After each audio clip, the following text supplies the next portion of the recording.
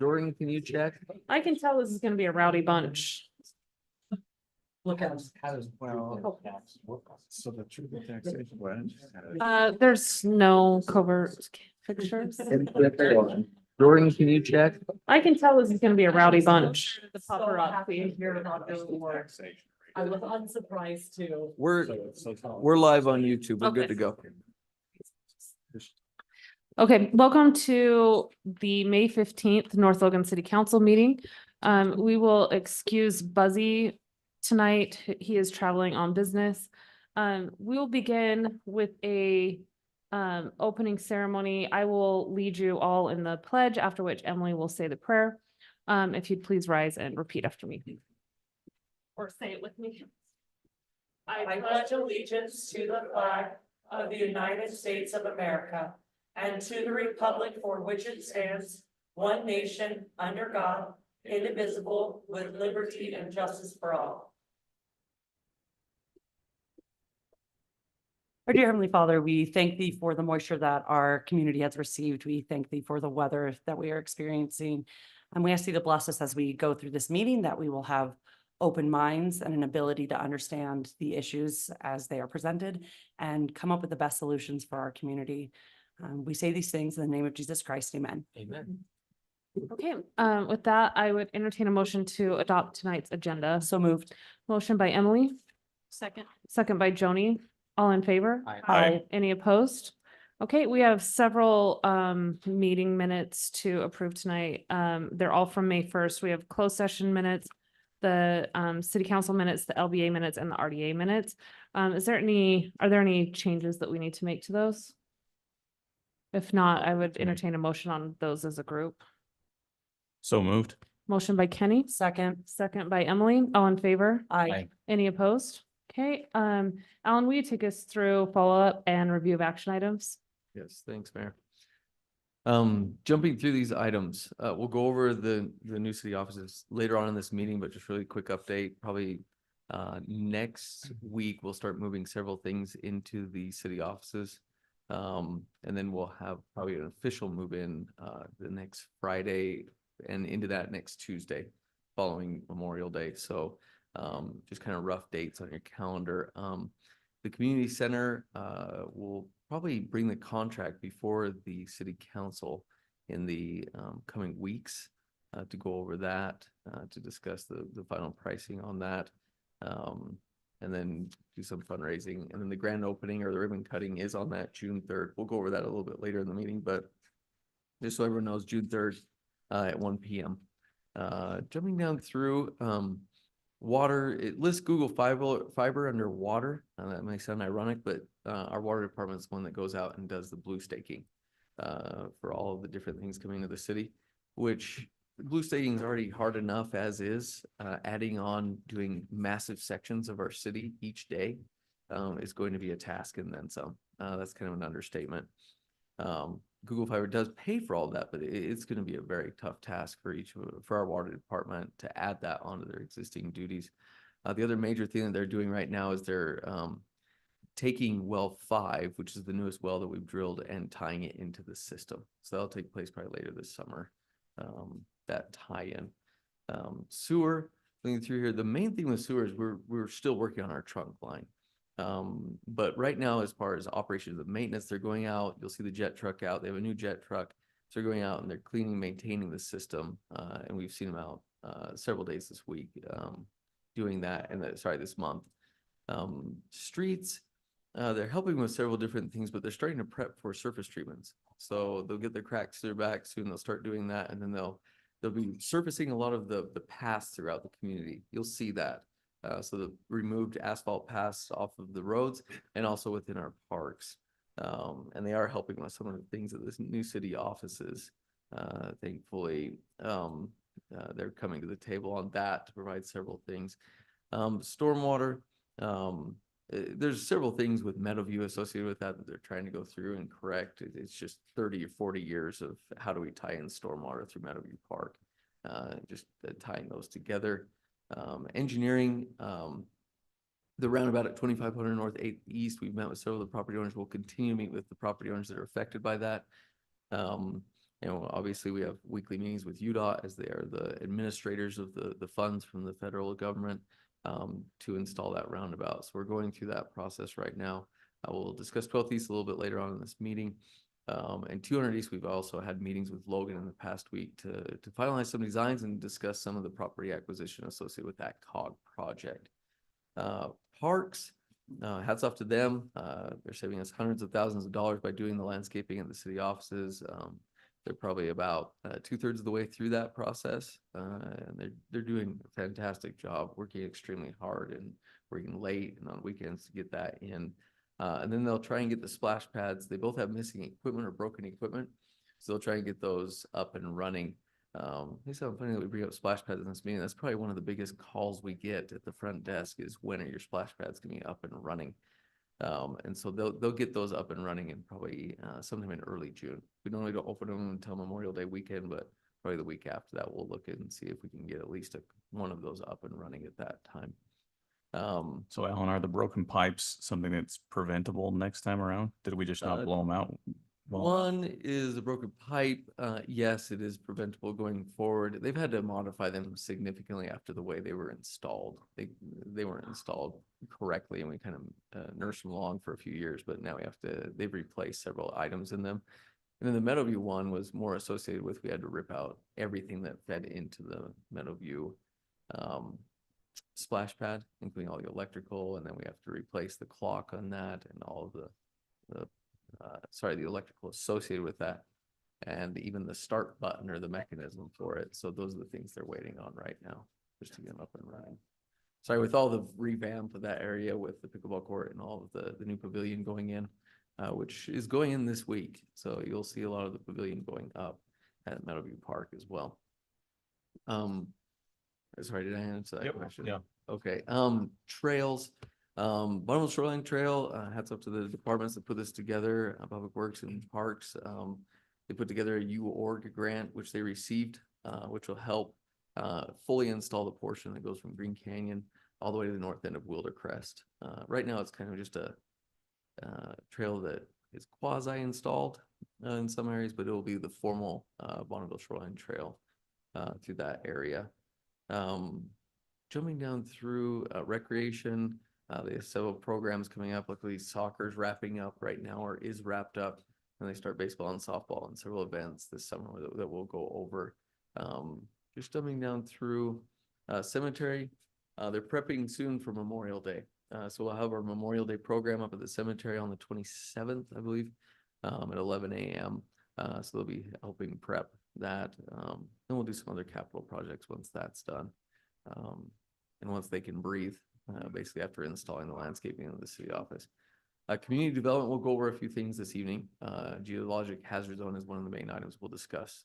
And also updates on the city center and general plan. We'll talk about this evening. Economic development, there are a few businesses that will be coming in shortly. We'll keep you posted on that as when they're starting. One that is coming in, I think we've talked about, is Sweeto Burrito. They're going to give us an official opening date probably this next week. So it's fantastic to have them back in our community. They were very successful when they were there.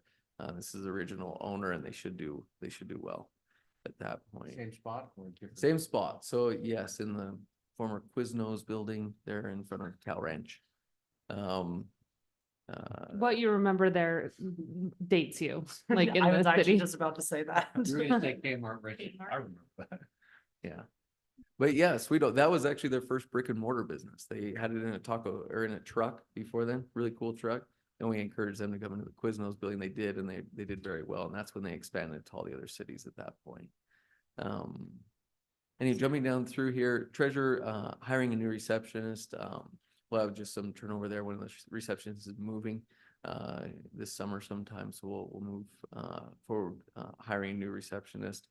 It's a very difficult position. They have to know just about everything across the city. Jumping through annual workers' comp, annual audit. We are going through that right now.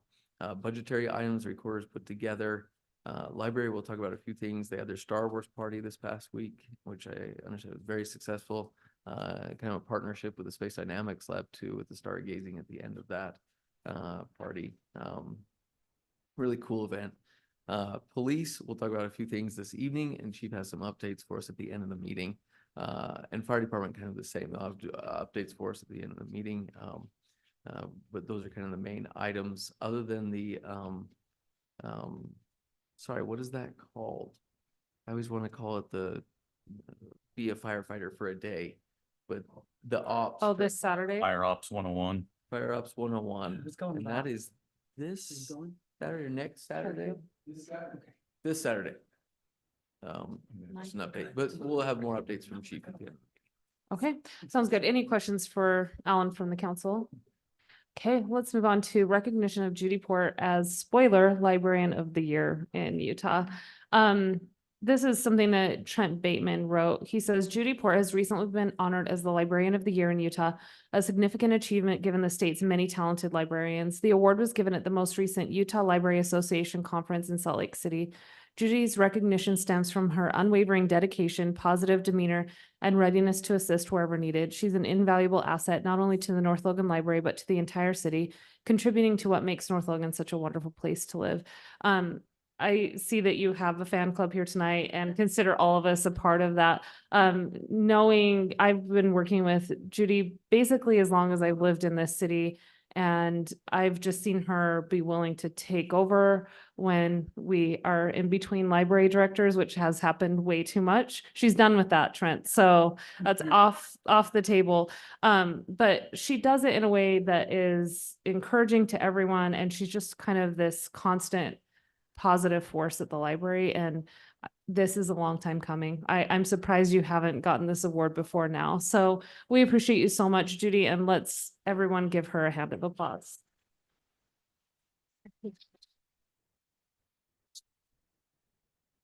That's amazing. You've really put us on the map again for good things. We appreciate that. Okay, we'll move on to recognizing the exemplary staff members tonight. That is Max and Will Stedman. This is from Ryan Campbell. He says Max has taken on extra hours and responsibilities getting the landscaping done at the new city office building. He's helped run a crew prepping areas for rock and turf. He helps make the parks department run super smoothly. And Will has taken on extra hours and responsibilities getting the landscaping done at the new city office building. He's helped run a skeleton crew for mowing and maintenance at the same time. He's been on top of everything while keeping our parks on track. We're so grateful for the Stedman brothers, and let's give them a hand of applause too.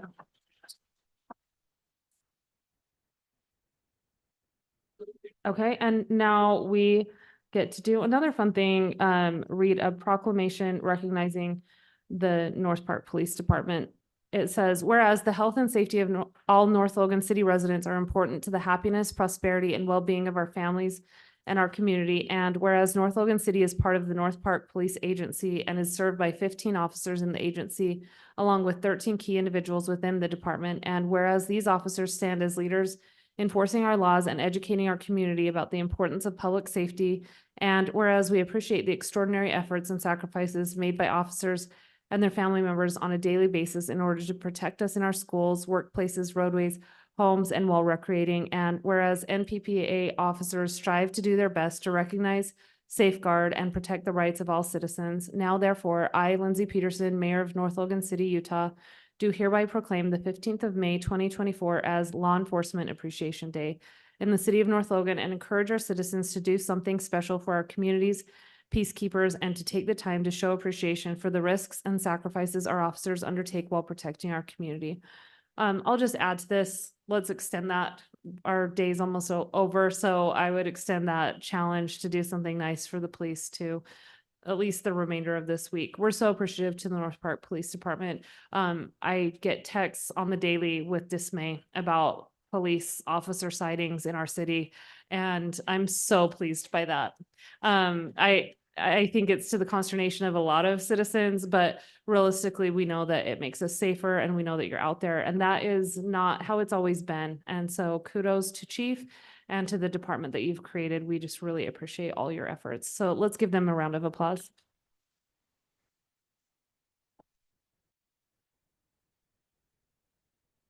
Okay, as always, we will excuse you, Trent, unless your son needs to speak in the public hearing. He seemed eager to say something. But you're welcome to stay or go as you see fit. But thank you once again for coming tonight. We'll move on to the current action items, starting with a public hearing to receive public input on a proposed resolution to amend the master fee schedule modifying culinary tiered water rates. The city council may consider approval of the resolution following the public hearing. Jordan or Alan or me? Well, Paper, rock, Jordan scissors. can wander up and then when he gets into trouble. We'll play cleanup, Jordan. So a couple months ago now, we approved a rate based on secondary water users that switched to culinary water and subdivisions that were approved to use secondary water on the landscape and not culinary water. This problem came up because of issues, people switching. Our system was not designed with that in mind.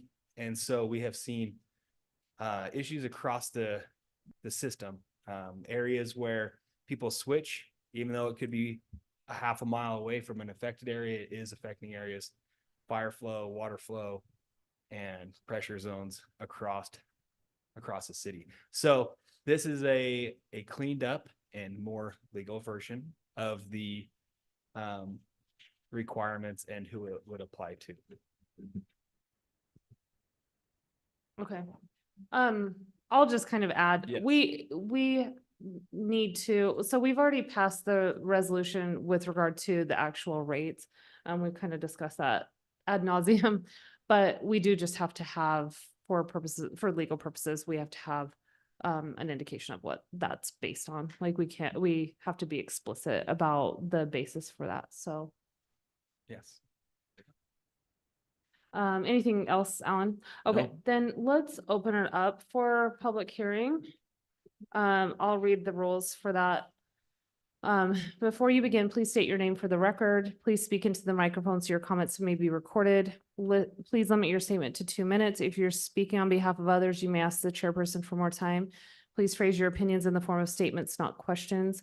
It is a time to ask questions. It is a time to express your opinions to the city council, not to ask questions and expect dialogue. Address your comments to the council, not the public. The council may ask questions about your comments in order for them to better understand you.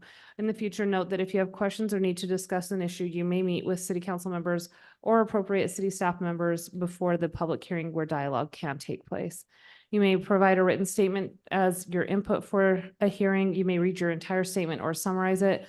The 2-minute limit still applies. You may provide a copy of written statement to the city recorder, who will make copies for the city council, and the written statement will become part of the public record. However, the written submitted statement will not be included in the minutes of the meeting. So with that, we'll open up the public hearing. Seeing no comments, we will close the public hearing and begin the discussion with the council. Any questions for Jordan on this?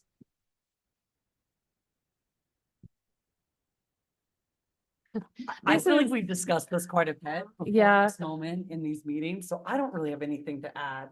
I but- will also just say this is directly from our legal counsel, so this isn't, even though Alan does possess an honorary degree, law degree, this is actually from a certified lawyer, so. So I guess my question, just, I know like there's one subdivision in our city at least where they have the infrastructure to access secondary water, but no water shares actually held by those residents. And I guess I don't see totally where that would be covered in this document. Mhm. So in some situations, when a development came in, there is areas where like an HOA or somebody will hold those water rights Yeah, or shares and distribute them amongst the lots. But when that subdivision came in, it was under the understanding and modeling that it would not use culinary water on the landscaping. And so the system was not designed in order to take that. So in those, you can look down on, I think if you scroll down into the descriptions of who it would apply to. That blue text, right? Yep. Yeah, it talks about developments that we try to see that when eyeballs don't work from here, but yeah, causes issues related to culinary pressures or volumes within a development. And like I mentioned earlier, there are areas where if they do switch, it will affect a totally different subdivision, almost, half mile away uphill, that could cause a lot of water issues in those areas. And so that's why that was added. But yeah, some of those subdivisions that were passed that way were done with the understanding that they'd be on secondary water for exterior landscaping. Was the understanding that they would get their own water shares?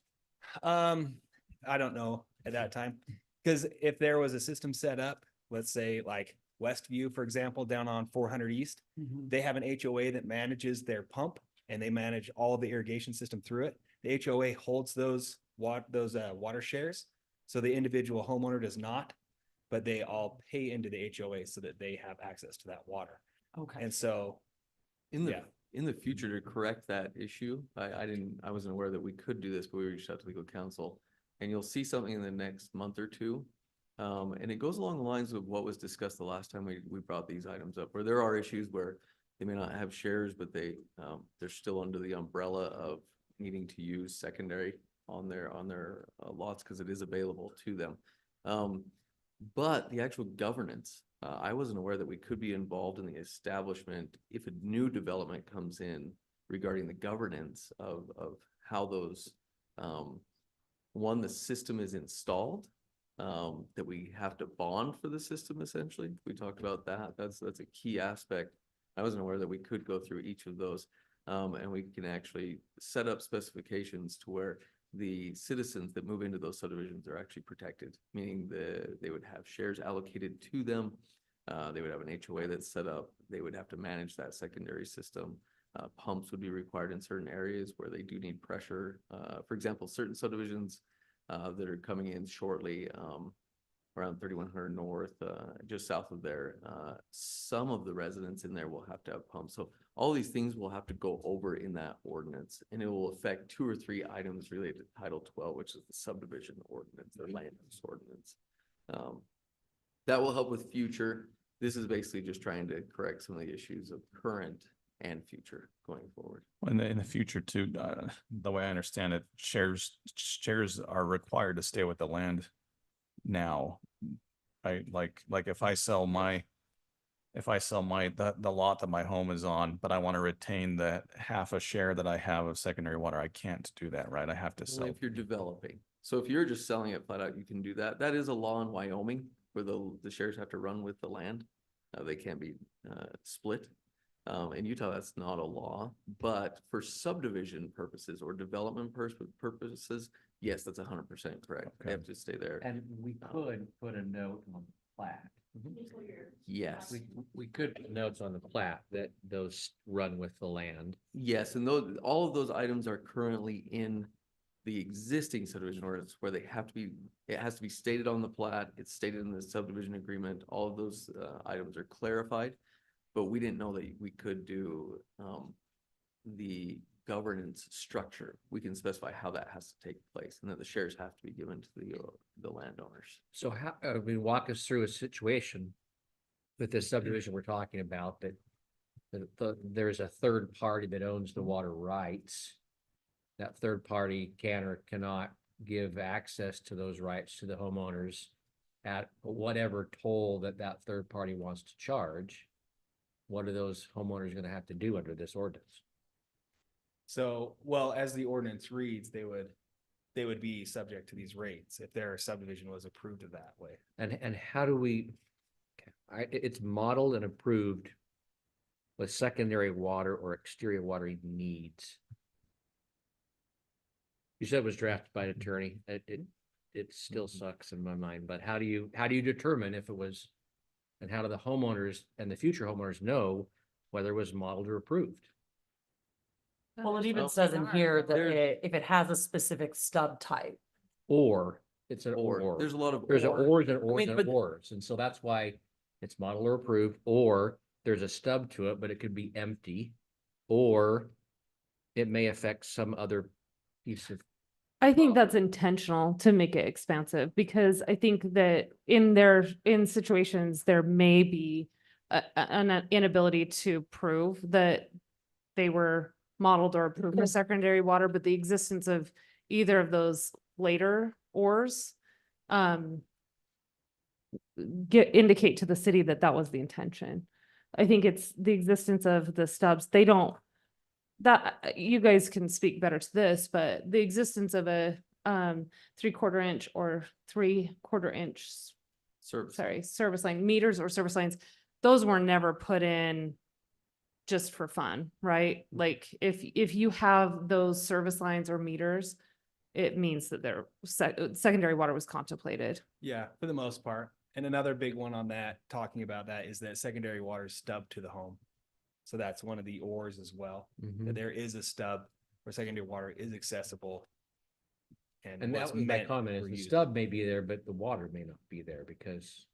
Yeah, but then. But we're it was we're developed- tying that to the requirement that the water does need to be there. And we're talking about subdivisions, we're not talking about individual homes. Yeah, So you're not talking about like, if you were to find a home in the middle of not a subdivision that has these stubs, you're not gonna suddenly say, oh, you're gonna have to do this. We're talking about a group of homes that all has these lines run to it.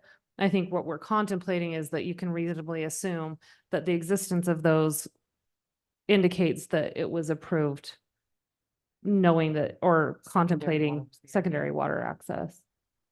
So in like a hypothetical scenario where the subdivision, the third party who controls the water shares, if they just choose not to fill those pipes with secondary water, the residents of that subdivision, their only choice is to pay these rates.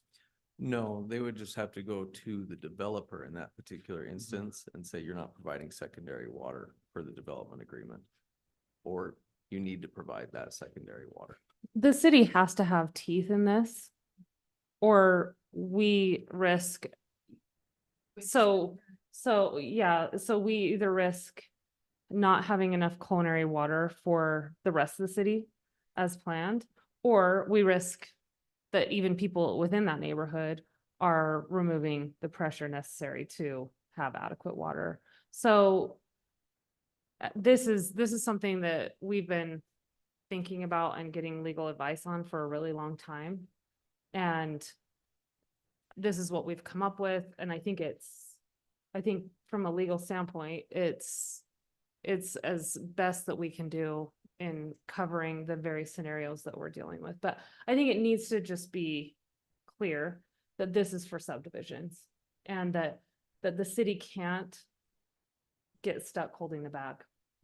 It's also, you guys brought up good points last time we went over this, and this is still the plan, and it's probably delayed at this point. Where education is a key component. So not implementing this immediately, even though we're getting into the watering season, rather sending out education letter after education letter saying this is coming up, please tie into the system if you aren't. And it's really, this comes out of 7 or 8 subdivisions, not just 1 or 2 that we're talking about. This is 7 or 8 where they've come in, and then the individuals maybe just be unaware or anything else, and they just tie into the culinary system because it was there and they just tie into it, but they do have secondary available next to that. And so that's what we want to discourage, is tying into culinary when secondary is available to them.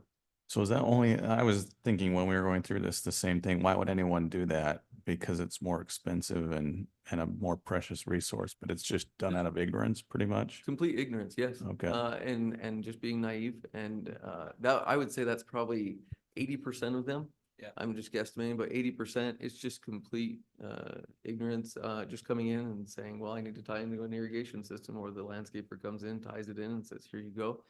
There is 1 or 2 positives about going with culinary for the homeowner. 1, it's cleaner, and 2, you shouldn't ever do this, but they start watering in April or May. You should never water in April or May, but then they water later in the season as well. So those are the big reasons that people would just tie in, but it's more just being naive. And then other individuals that just don't want to deal with secondary, and they're the probably 20%, and they just tie in. But we really need to discourage this because of things that Zach brought up, our water operator, our water superintendent. Things I hadn't thought about, and that was what Jordan brought up, where in one subdivision, it can have extreme negative effects, where particular subdivisions, if they do it right now, and 3 or 4 people switch over to culinary, you could have individuals in that subdivision that may not be able to take showers because of the lack of pressure and other things if they are doing that and everyone's watering in the morning. But the thing I hadn't thought of is it could actually affect someone else a half mile away in the same pressure zone. where they're all watering at that time, that other subdivision is now negatively affected and may not have the fire flow sufficient to meet state requirements for fire flows in their subdivision. That's why this is so important to emphasize this to the people that can and should use secondary. And that's been my concern all along, as I talked about in email, is that the can and should, I agree with, the principle I agree with. The concept of if you have the water rights, you should have to use those or pay this rate. But if we're coming in and kind of retroactively imposing these kind of consequences when we may not have created the development commitments necessary to give these property owners the right to access this water. And I think it's a problem that we need to deal with the city potentially and going out and helping secure those rights before we impose this. I don't, That's- I don't. I do not like, think it is how would on that us at work? all. I actually think that sets a really bad precedent for us doing that. Well, if it was modeled and approved, we make sure the roads are done and we take that responsibility. We make sure that it's inspected. We make sure that an immense amount of infrastructure that goes into a development is done. Yeah. And if we don't do it, we have problems with it. This is another infrastructure issue, just like the culinary. And Except that so, there's a company specifically running that infrastructure, like the canal companies, like, does that make sense? Like, they hold the irrigation water rights, not us. no, the individuals, the owners of the water own it, and you have shares in Yes. those irrigation companies. That's what would give you someone the right to use it, and where I don't have the right. But they're not coming to the city to buy them though, correct? No, but my point is that the city, if they modeled and approved the development, should have make sure that those rights to access the water were part of that modeled and approved development There's- agreement, just like we do with roads and curbs and gutters and gas and Mhm. water and electricity. So we could go back to, we'll just say the early 2000s through the mid-teens, and we could bring up thousands of things that the city should have done much, much better. But the situation is where we're at right now today, we don't have another option. Meaning, if they have that secondary available to them, they cannot switch over to culinary because of that same situation where they have a safety and livelihood situation that we cannot correct any other way. And that I'm fully in agreement. If they have the rights to that secondary water, they should use it. My concern is with ones that don't have rights. They have. Well, I mean. Jordan, can we go actually through, let's say we approve this tonight. Mhm. What does this look like from here on out? Like, what's our next step? Our next step, so we've gone through and identified subdivisions that this would Okay. fall into this category. We'd reach out with public information first, saying, hey, this is a rate that's been approved. We found that your subdivision would be affected by this rate.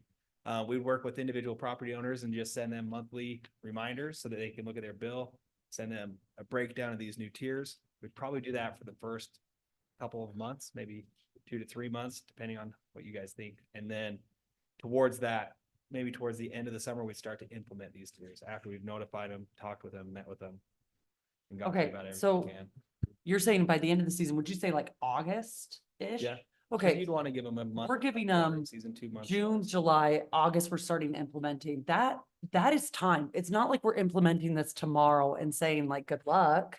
And that's better. But this does say the rate shall be effective June 1st in this document, this resolution. Right, and let's That's also fair. point out, we approved these rates 2 months ago. Yes. These rates have been. So really, what we're considering today is the language giving a foundation for, as required by statute, for implementing these rates that we've already Mhm. approved. So this is really just us jumping through the hoops that the state requires. Like, we need to have a basis for this, and I think it's important to read those. So Alan, if you can scroll up, there's a reason that we do this, and that is that one, I think when you're talking about retroactive application, I think you're placing the onus on the wrong person. Like, I think when the city comes in and they say, you know what, we can't approve another development on culinary water for external use.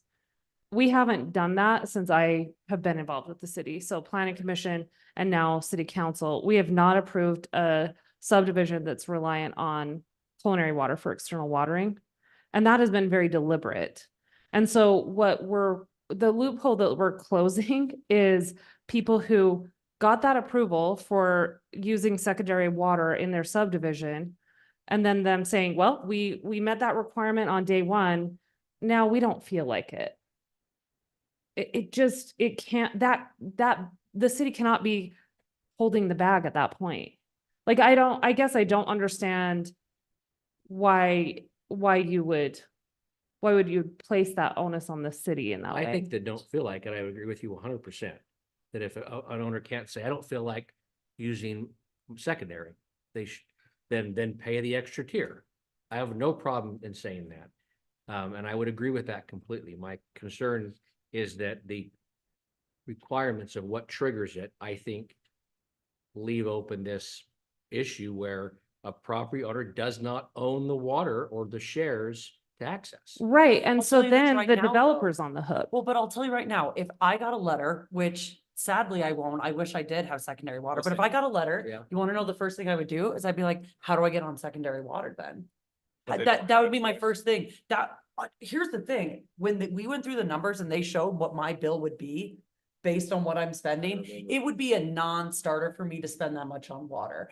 Other people, maybe they don't care and that's on them, but for me, it'd be like, great, how do I get on secondary? But Emily, I think that's the problem. They would love to get on secondary, but there's no shares that they can buy. Is that an actual situation, Is that Gordon? true? No. To buy shares? No. No, I'm saying, is that an actual situation where we Where- have people who are unable to access shares? Okay, You can lease. But it's not a There's bunch of situation where little- people don't have Go ahead. access to secondary. Is a huge, I love what you were saying, this is a big issue.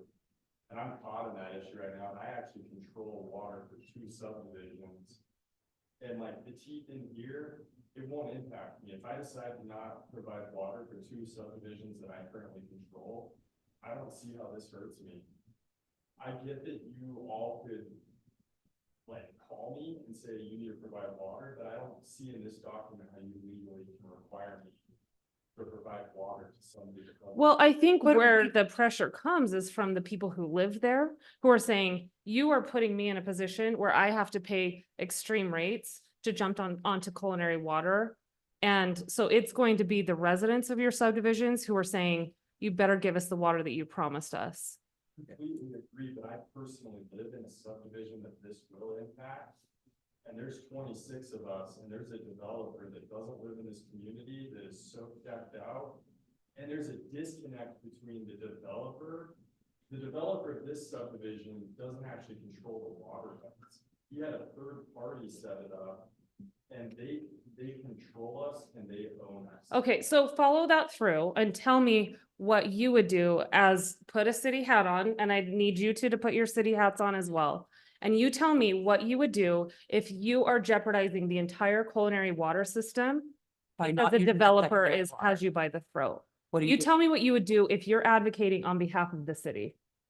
It's a tough situation. It is a tough situation, but the onus is on us to act on behalf of the city. It is not to act on behalf of the citizens who are affected by this. Yeah, and if that's the approach, I think you take this because this probably has. It has to be. It has to because be.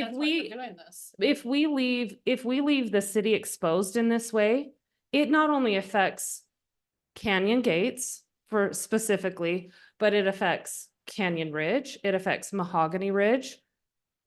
I don't think we in good conscience can say, ooh, this is a sticky situation. I guess we'll stay Move out of off. it.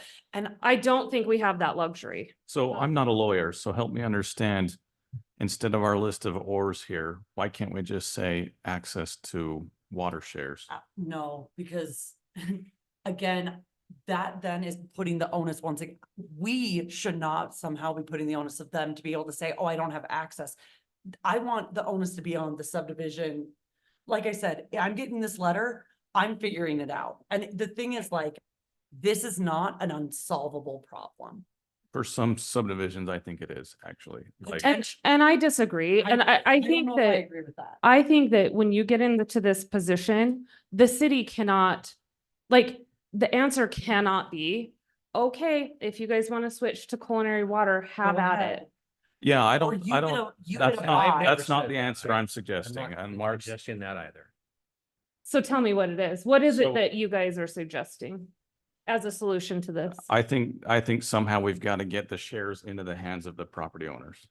I don't think. Okay, that we have don't control any- that. We do not have any onus on us as. That is not a citizens to- city function. No. So I agree with Mark, though, when the city approved the development plan that had some third party taking ownership of that water, the city does bear some responsibility for a bad decision that was made 20 years ago or whatever it was. But what if, I mean, Correct. like, But The past is not our consequences of not- fault, but it is our responsibility to fix, and I think that this is a good way to fix it. Because we're kind of saying, look, we went into this with the understanding that you subdivisions would provide secondary water, and if you're not being provided secondary water shares, then you need to figure out how to get those. We cannot give them secondary water shares. I do not Right, think I I want agree. city resources being spent trying to help them find secondary water. I want them to figure that out. So, yeah, I mean, they're up a creek right now because they They're- don't I'll have. clarify, Canyon Gates is not up a creek. It's a tough situation because we don't have a lot of leverage unless the whole community comes together. I live in that community. I will just state it point blank. The other communities throughout here are in a similar situation. This isn't just one subdivision. This is several subdivisions throughout there, and some of them, they don't own the shares either. The developer may still hold the shares, or the HOA holds the shares. So Is that holding- stated in the development agreement, though, in all cases? No, in the past, it was just, we basically said on the plat, you cannot use culinary on How many exterior watering. developments are we talking about, did you say? 7 or 8 Yeah. is what That's this a lot of applies to. developments. It is, Well, and they're the each largest may be ones. different They're on the triggers, and there may be 6 of them that I'm like, yeah. Those will be governed by this. But- Go ahead. Sorry to interrupt you. The issue is right now, if you don't implement this, like this isn't an issue of the city can just say, well, if 1 or 2 just switch over to culinary, we'll be okay. That may not be the case. Like they can't switch over to culinary. And so at that point, they have to muster And I- up and figure out how they're going to gain access to secondary. And everyone that we would implement this for does have access to secondary. They have to figure. I think that bears repeating. Every single person that is affected by this does have access to secondary water. You have access in your Yes. community? It's expensive, but So why yes. can't we put in this document then that they have access to secondary water and a water system and make that the condition? That Because is if you- one, but we had to shore it up. I don't even see that as one. That were modeled. That's the for first secondary item. water The for first exterior one. needs, or Modify- that have a secondary water stuff. It's the to first one Homes within the subdivision that were modeled or approved. with secondary water for exterior needs. He's saying that they'd have to have water they have to have the right. Is that Access, what you're one? yeah. I mean, access- but aren't you getting less specific there? Like, isn't that more vague? Like, Mark, like, that if we were to litigate this, that access to secondary water would be argued about for years. What does access mean? And I think what we've said is we're gonna foreclose that argument or that question or that ambiguity and say access means you have Modeled or stubbed to it, it was modeled with that, or it has a meter, or what was the last one? It would would affect. Cause affect issues related other to issues. If culinary it pressure affects along the the development. pressure. So again, I would urge you to consider that you wear the city hat. You have to do what is best for the citizens at large. Like, I understand that this is gonna be tricky. I think this is going to be an issue that we encounter over and over again in our city, is that, like, I mean, site 3100, right? The landowners on 3100 were furious with the city council while that road was being put in, but it benefits the city as a whole. And I think that this is the kind of situation that we're dealing with, is that it does put people in a pickle, but that's based on decisions that people who hold the power, that's based on decisions that they made. And I think without the city taking a stance like this, that homeowners don't have the ability to appeal to developers to make good on their agreement that they made when they built the subdivision. if the homeowners don't have the pressure from the city, are they ever going to be able to go to the developer and say, you've got to comply with this because we cannot pay the exorbitant rates? And the city, and it, for their sake, is saying, we can't possibly provide the culinary water to even 1 or 2 users in this community. We do not have it. This isn't a preference thing. This isn't a self-interested thing. We do not have the culinary water if even 1 or 2 people from these subdivisions switch over. Then, sorry, Go ahead. so is this trying to stop people or is this trying to deter people? Because if they're just gonna impose like a fee on them, because that's basically what it is, right? A higher fee. Is that gonna actually stop people? Because you made a comment that it's just expensive for secondary water to be grabbed. It's not a deterrent. I think a deterrent is what we've done with the overall culinary water system, where we've said it's gonna, you know, your first 10,000 gallons is gonna be pretty reasonable. But as you get higher and higher, we're gonna deter you from hitting those. But this is an absolute, like, So this is, so. You can't, here's the thing, there will be people who will spend the money, and if they want to, we can't stop them. But I have to admit, having looked at the difference in what my bill would be, it was enough that I was like, ooh, I don't want to pay that. I and just wanted to make sure that it wasn't like secondary is still more expensive than this, so I'm still gonna switch over to. yeah. We don't know what secondary. I have no idea what costs. secondary Yeah. water This just makes it punitively expensive and makes an economic burden upon someone they have to evaluate whether they go. But and I don't, access. I'm not sure who was here on council when we discussed these rates and we approved them. But that was an explicit driver of actually approving those rates. So, Which I'm in favor of, like, I think the water's too cheap in North Logan, like these tiered rates make sense to me. I'm just saying. The city approved some of these developments in the past when they probably should have put some Wait. stipulations in place. they approved them based on what though?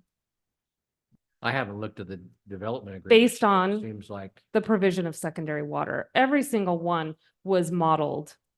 Like, Jordan, correct me if I'm wrong, but every single one of these that, because it fits into this category, were modeled under the assumption that secondary water would be used for external use. Right, and they. So that's what, no. I think that's the crux of it, is that we're not retroactively imposing a restriction that didn't exist at the time of the subdivision.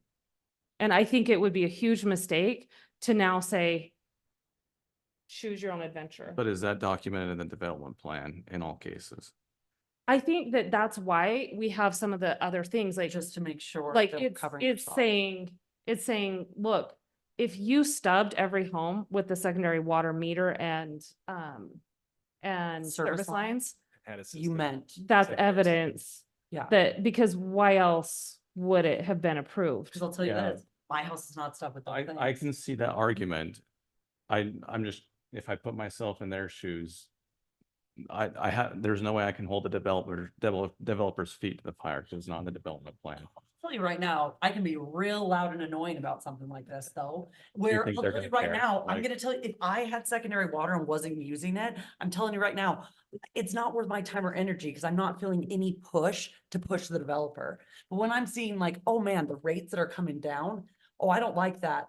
That's enough for me to push me, and maybe it's not for other I people. mean, we just heard there's a developer who's checked out, not involved in the community. I don't think That's not any of the true, though. residents will be able to. Condi is influence that. accessible. Condi is involved with this.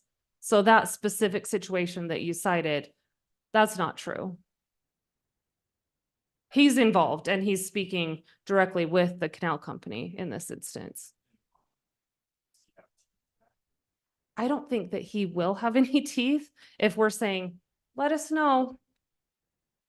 That's what I'm saying. And I need, Kenny, I need you to put on your city hat. I need you to. No, I've got my city hat on. I don't think it's mutually exclusive, Lindsay. I don't think you have to have your city hat or the protecting citizens hat. I think you can have both. But the thing is, though, you are Not putting when- 7 to not when 8 it's- subdivisions over everybody else. No, I'm not doing that. I, At no how'd you- point in time have I said I want anyone to connect in the culinary water. And Mark has not said that. Well, what I'm Putting words in my saying, mouth. what I'm saying is if even one or two users switches to culinary, it does jeopardize the water So if system. that's the case, and then I'm assuming that one or two will have enough money to not care, then this doesn't solve the problem, and you're gonna have to deal with a different way to solve the problem. Then, because if one or two blow up the whole system, charging extra doesn't fix it. Because one or two will I pay don't more. think anyone's going to go on this with these rates. I think that They're was, really. that was specifically what we talked about, Mark. I think it was in March, right? when we Is actually that these discussed rates it. have to be high enough that no sane person would pay them. Like, even if you have a ton of expendable income, you're not gonna pay. I mean, do we have those, Jordan, Yeah, we like? have a calculator in It that would be in the folder. Because thousands. there are It's in the thousands of dollars. Yeah. it Of was. multiple thousands, because like, month.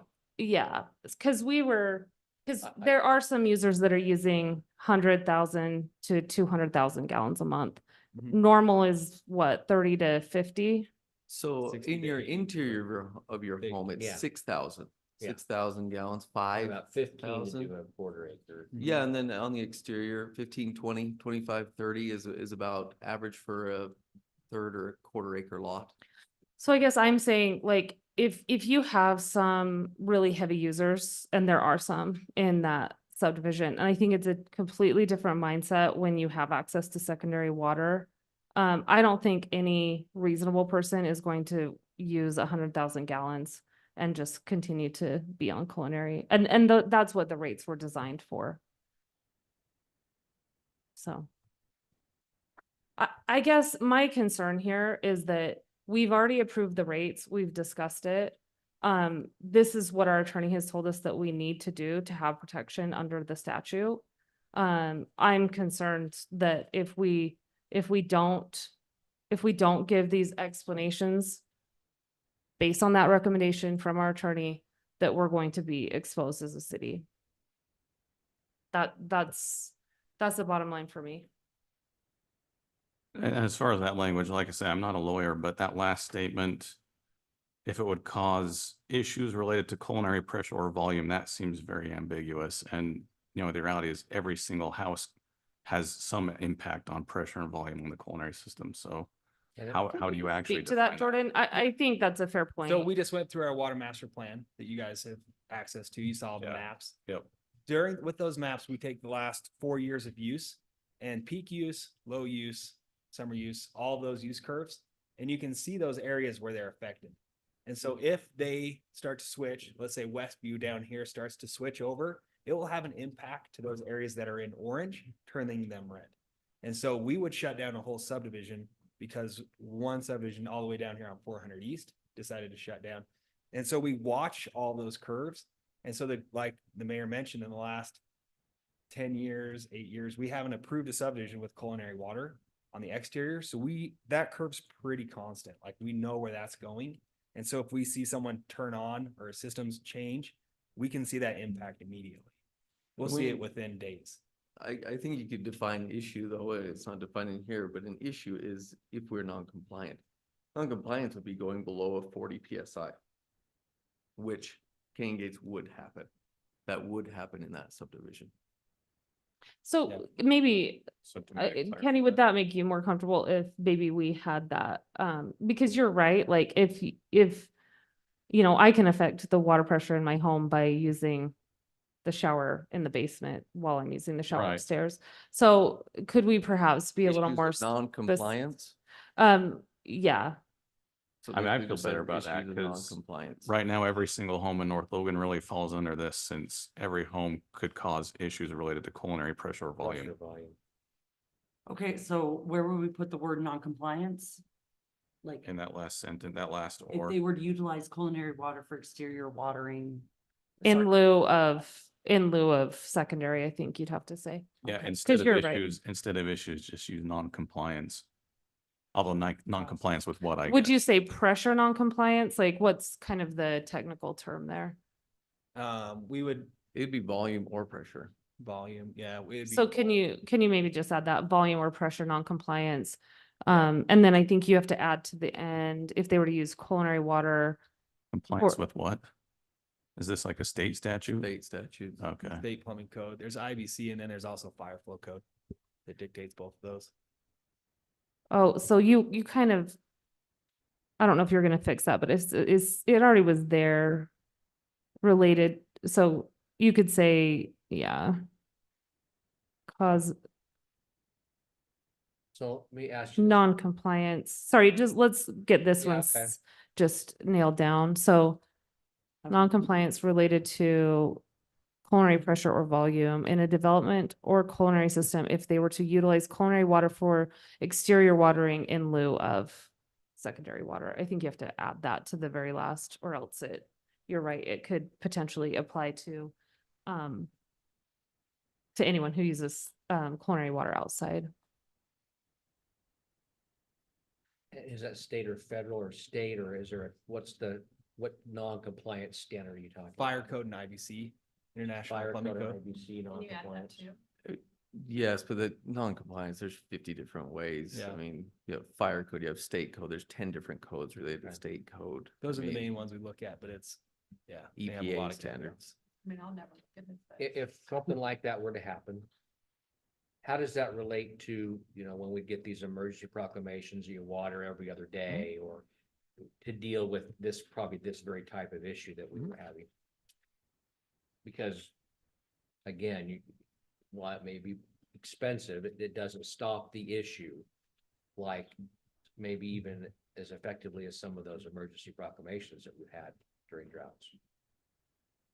Right. Would you have to deal with an emergency proclamation as a way to address this non-compliance?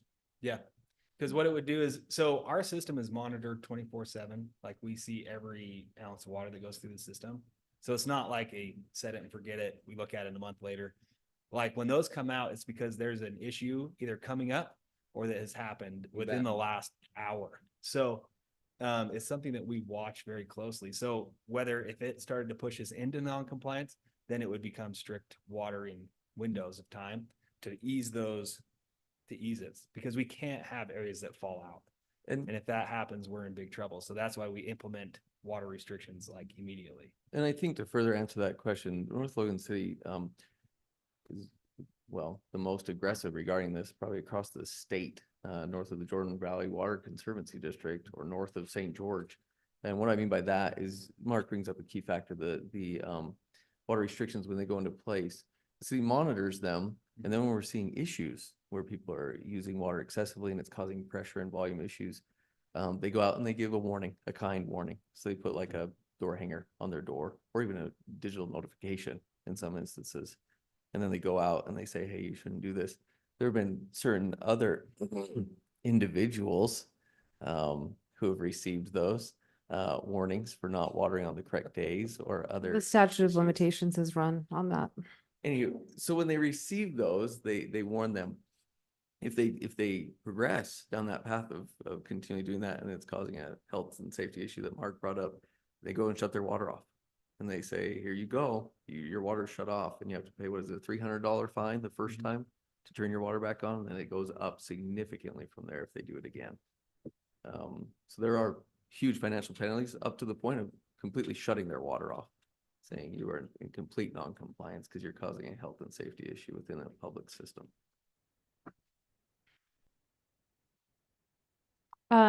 Does that allay, I mean, I think that's a really great change to point out, Kenny and Mark. I think that tightens up the language considerably. I think even with Canyon Gates, that it falls under that first one, culinary tiered water rates for subdivisions or developments that were modeled or approved with secondary water. I mean, is there any question about whether Canyon Gates was approved? No, but if there were with some of the other subdivisions, you have to jump to the second one. Do they have the presence of 3/4 inch water meters? Right, as evidence that that was in place at the time that they were approved. So I guess I'm just saying, like, I think that first one will cover. I don't know, you can speak to this, but I think the first one covers most of them. I do too. And I think it's more clear than access, because I think you can say, like, I think the subsequent ors further define what it means to have been approved with secondary water. You know, like what evidence do you look to indicate that? Access to water shares is what evidence I would look to. The ability to make a decision to turn it on or off. Yeah, If you don't have the ability to turn it on, I guess I would say, is it safe to presume that they had access to water shares, either they or the developer, when they put those lines in, or why would the lines be put in?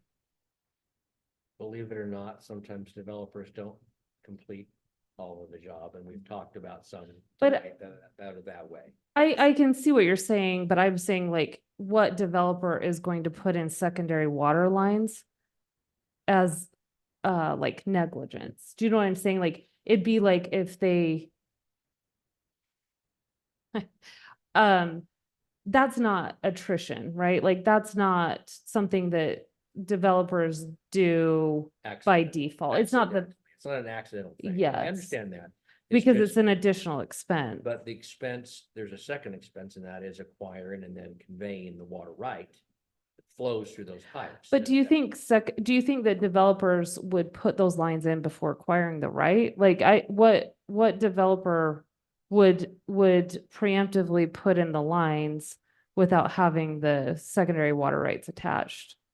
I don't know if this happens here in North Logan, but I know at least I have a half share in Cash Highline and I've talked to people in that leadership that have said that it's happened in other places where the developer has access to the shares. They claim to the property owners that they're putting in that secondary water line so that they can have access to secondary water, but then the developer actually retains the shares because they're very valuable.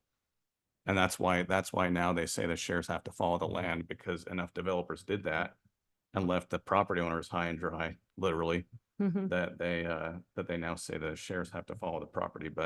And so I don't know if we have any subdivisions here in North Logan that fall into that category, but that's happened enough that is why the shares follow the land now, as So. far as I understand. So I think that's a very fair point. I guess my point is, at some point, someone has to bear the responsibility of that.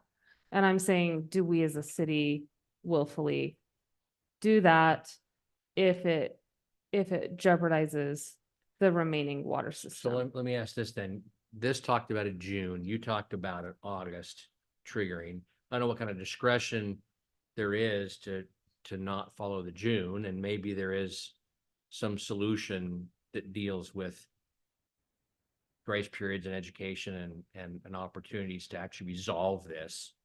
Yeah. Yeah, and- that's a great for a question. What is this implementation like? Do you anticipate this being difficult? So, no, I don't. I think most of the people, we've already contacted a ton of them that have been, like Alan said, they didn't know, they weren't aware, they didn't understand what it was. They've met with their developers, they've met with the with their developers, the canal companies. They're in compliance now, so we're talking a very small group of people that we would have to now work with. That would, if they jumped on these, it's gonna be a small group because everybody else has been talked to already. So if I come into the city and I'm in one of those subdivisions and I get this letter and it tells me, you know, the educational piece that you're providing, that's where I'm gonna find out who I need to contact, what I need to do. So I feel like the city's gonna be very supportive. Mhm. So I'm not worried about this. I mean, I feel you've done your homework. We have the legal part. I really like that you two added what you did, but, I don't wanna beat a dead horse anymore. So- Does 15 days give you enough time to start the noticing and everything before the fees take effect, though?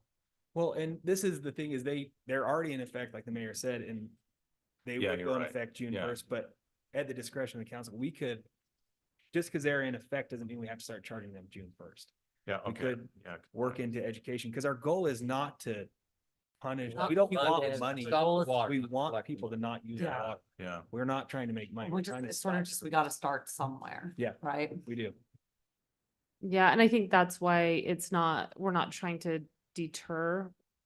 We're not trying to, we're trying to say, don't do Yeah. this. Yeah, please don't. do in the this. only way that we really can. Yeah. Joni, did I hear a motion when you were talking I about meeting? I felt like she was trying to motion there. Yeah, I mean, I'm sorry, I do feel like what they added is great. And I trust, obviously now I'm like, I just trust that it's gonna get handled well and if there are concerns, I feel like we're a group of people who will take care of it in the best way possible. So I do make a motion that we, oh, if I could read through these glasses, somebody else might have to help me So 'cause I don't approve have a new glasses. resolution. Approve a resolution to amend the master fee schedule modifying culinary tiered water rates. Sorry, Marie, I know you need this. but And then I think you say- fancy. And then I think you say with the edits. With the edits. With the addition, information provided. Right? Can I do Okay. that? Motion by Joni, Second. second by Emily. All in favor? Aye. Any opposed? Nay. Okay, Mark, nay. Okay, then that motion passes.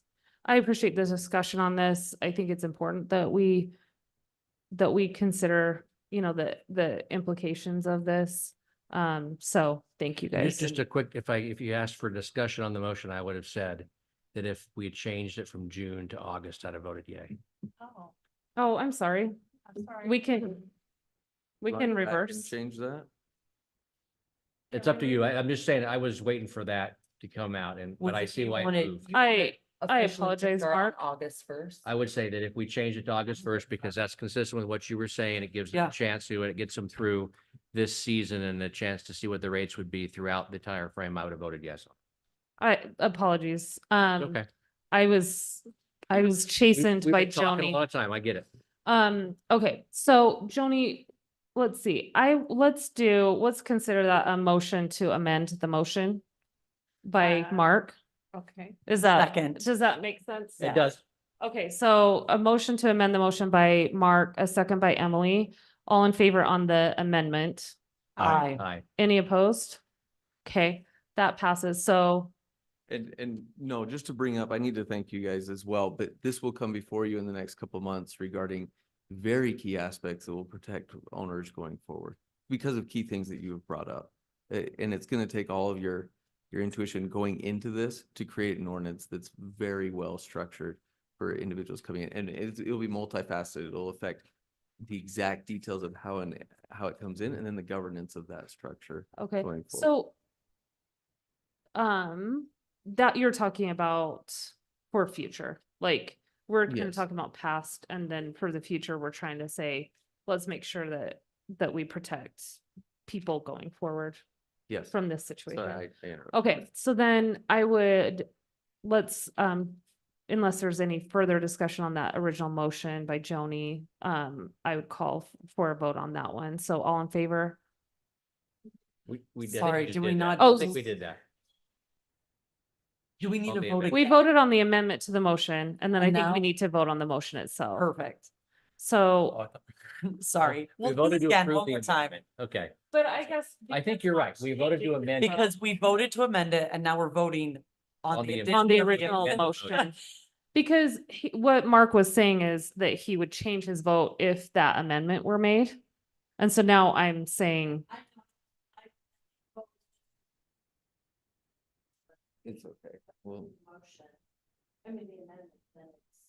Is that approving the whole thing? no, they're doing it correctly. yeah, I think you Okay. have to vote on the motion as amended. Otherwise, I So, think it's messy. I make a motion to vote. No, I'm just going to call for a vote as amended. Never mind. Joni's original motion as amended by Mark. So that motion is to approve this with the August implementation. Yes. Second. Are you good, Marie? Okay, so we do not need a second because Okay. Joni made a motion. I'm treating this as though I had given you the chance to amend the motion, Mark. Thank you. So you amended the motion to say with that later implementation date. And now I would like to call for a vote on that original motion with a August implementation. So all in favor? I, Any opposed? Okay, that motion is unanimous. Again, thank you for bearing with me on that.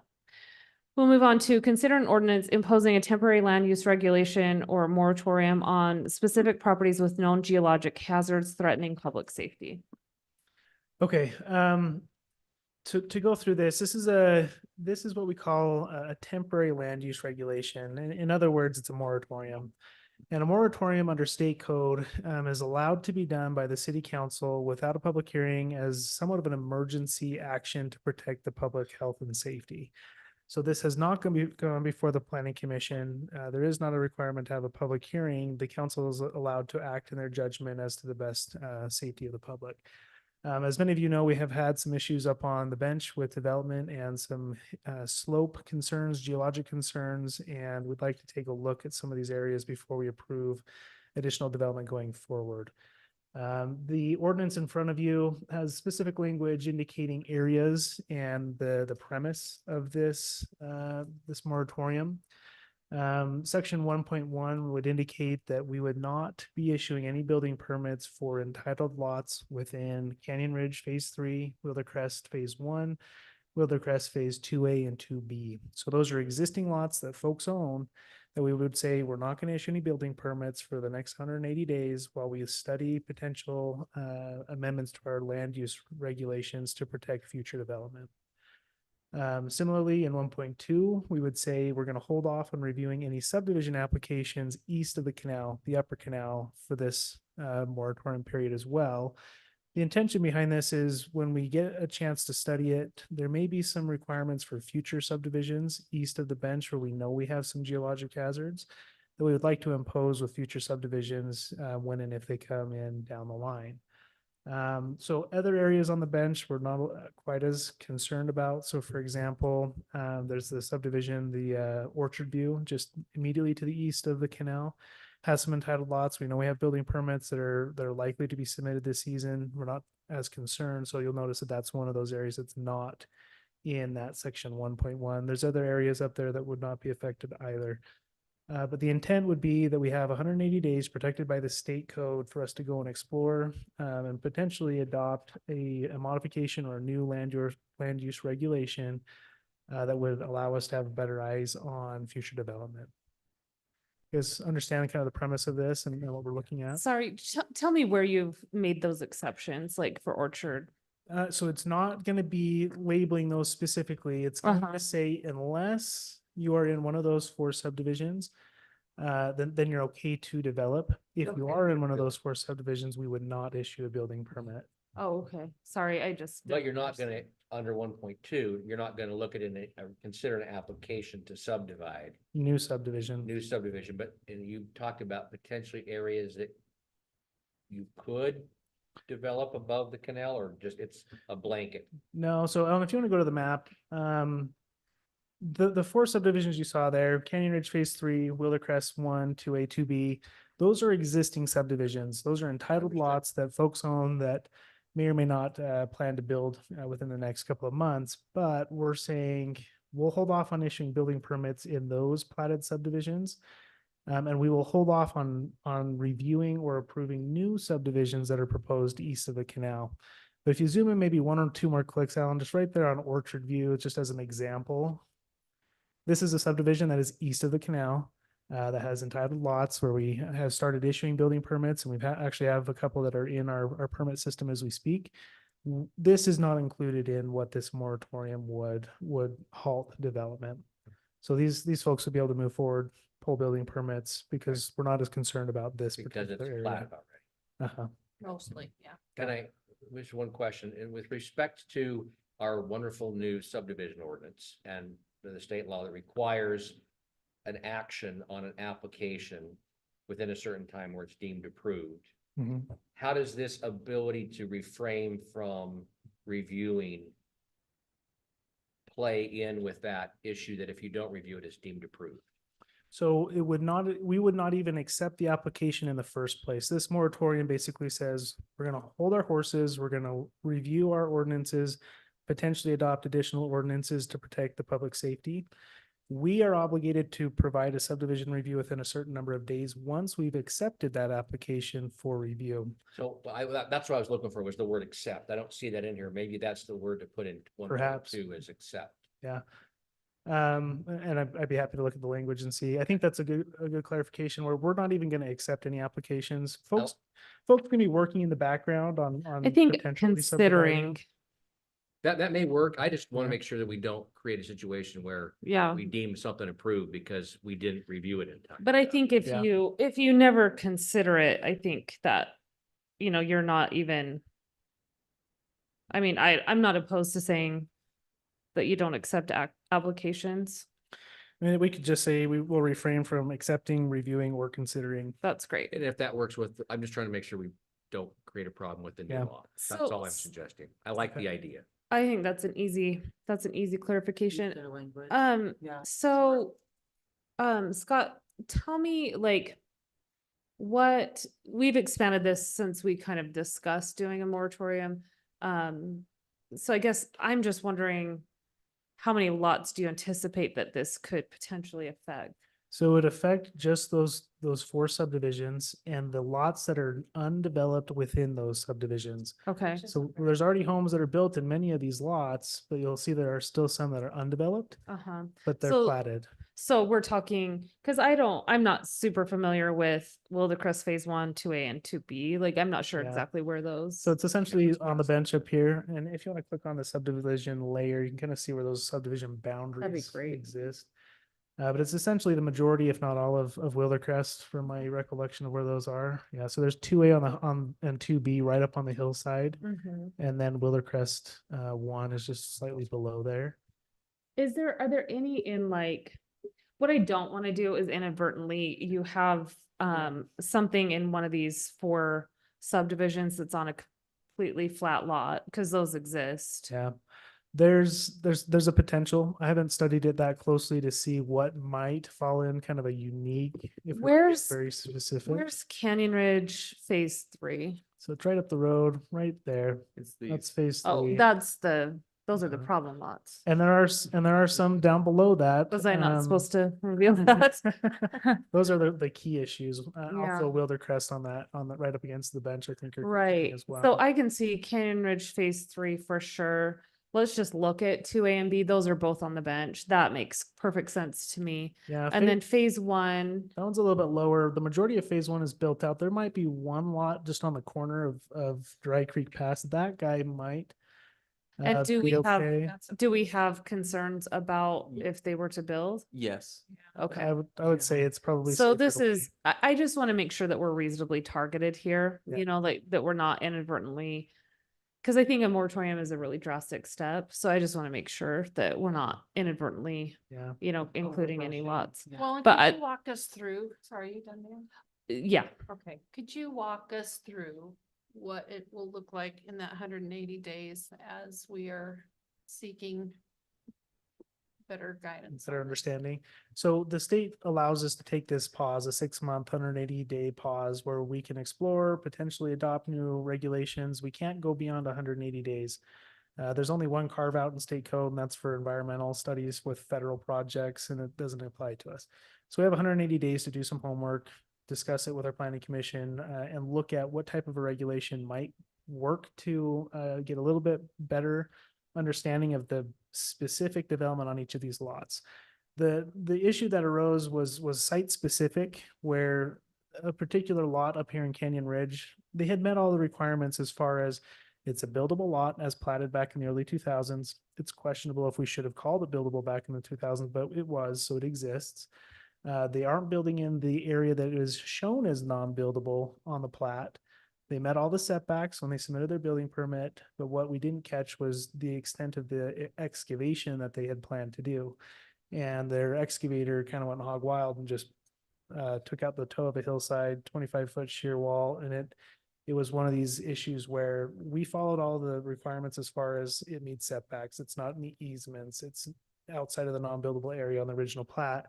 But we didn't have a good grasp on the design of the home and how it would work with the topography of that lot specifically, or the underlying geologic hazards that was specific to that lot.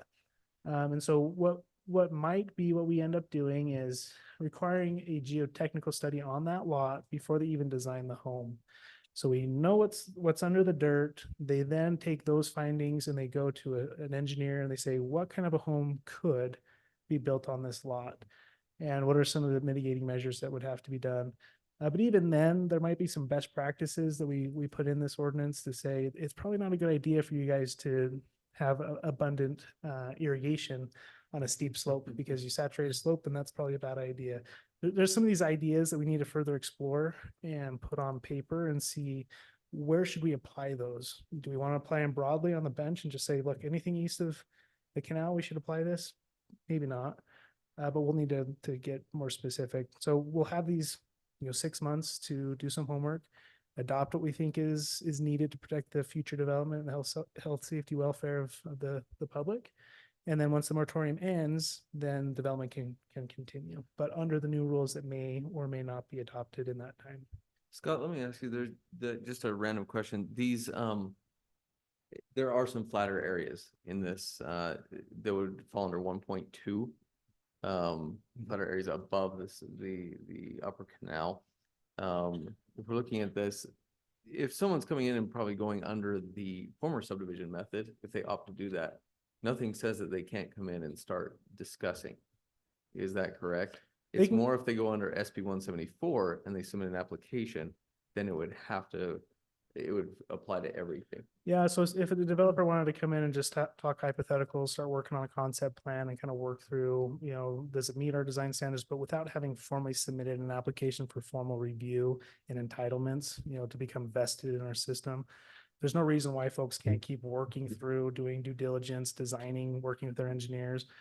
The one thing that they might want to keep in mind is there might be a regulation applied that would apply to their subdivision once we get out of this moratorium phase.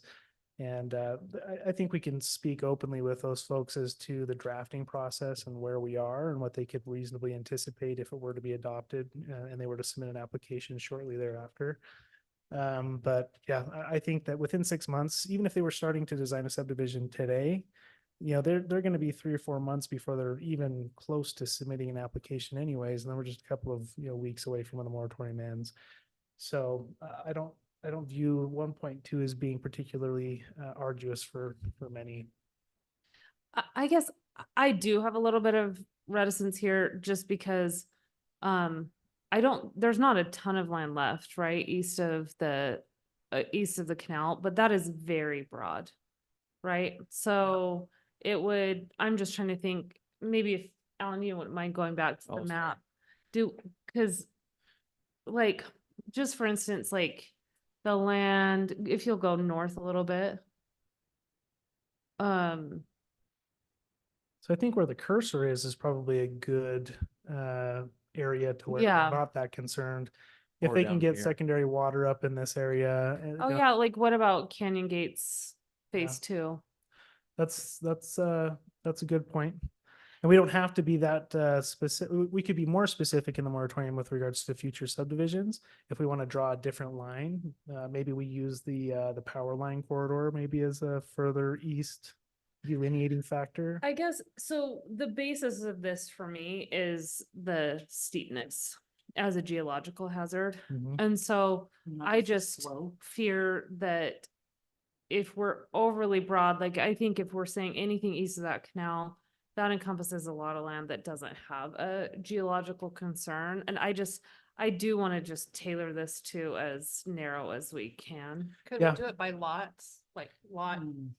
I think reserve that might for be left? a little bit too risky. Is the Yeah. power line? I do, so if we did, is there a way to do it based on slope? Do we You need could to do keep it based off of a road as well. So Yeah. 2000 East comes like this.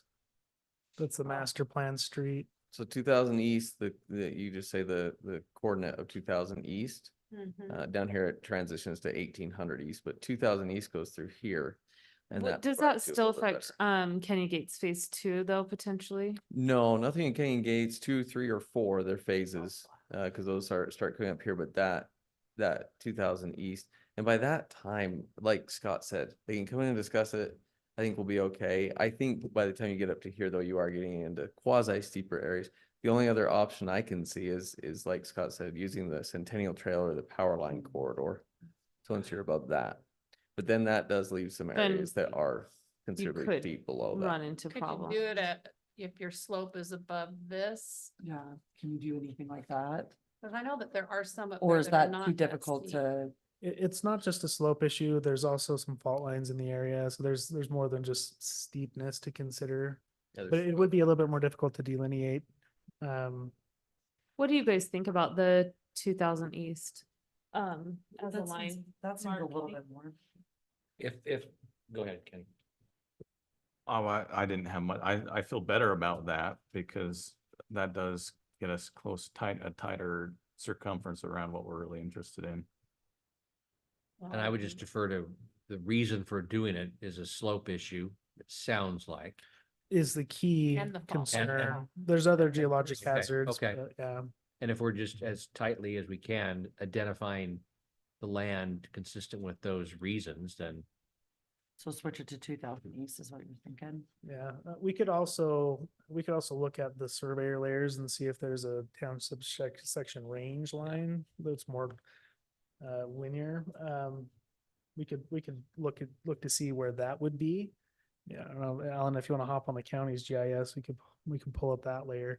These are imaginary lines of how the county is kind of laid out and how we make our legal descriptions based on some of these points of reference.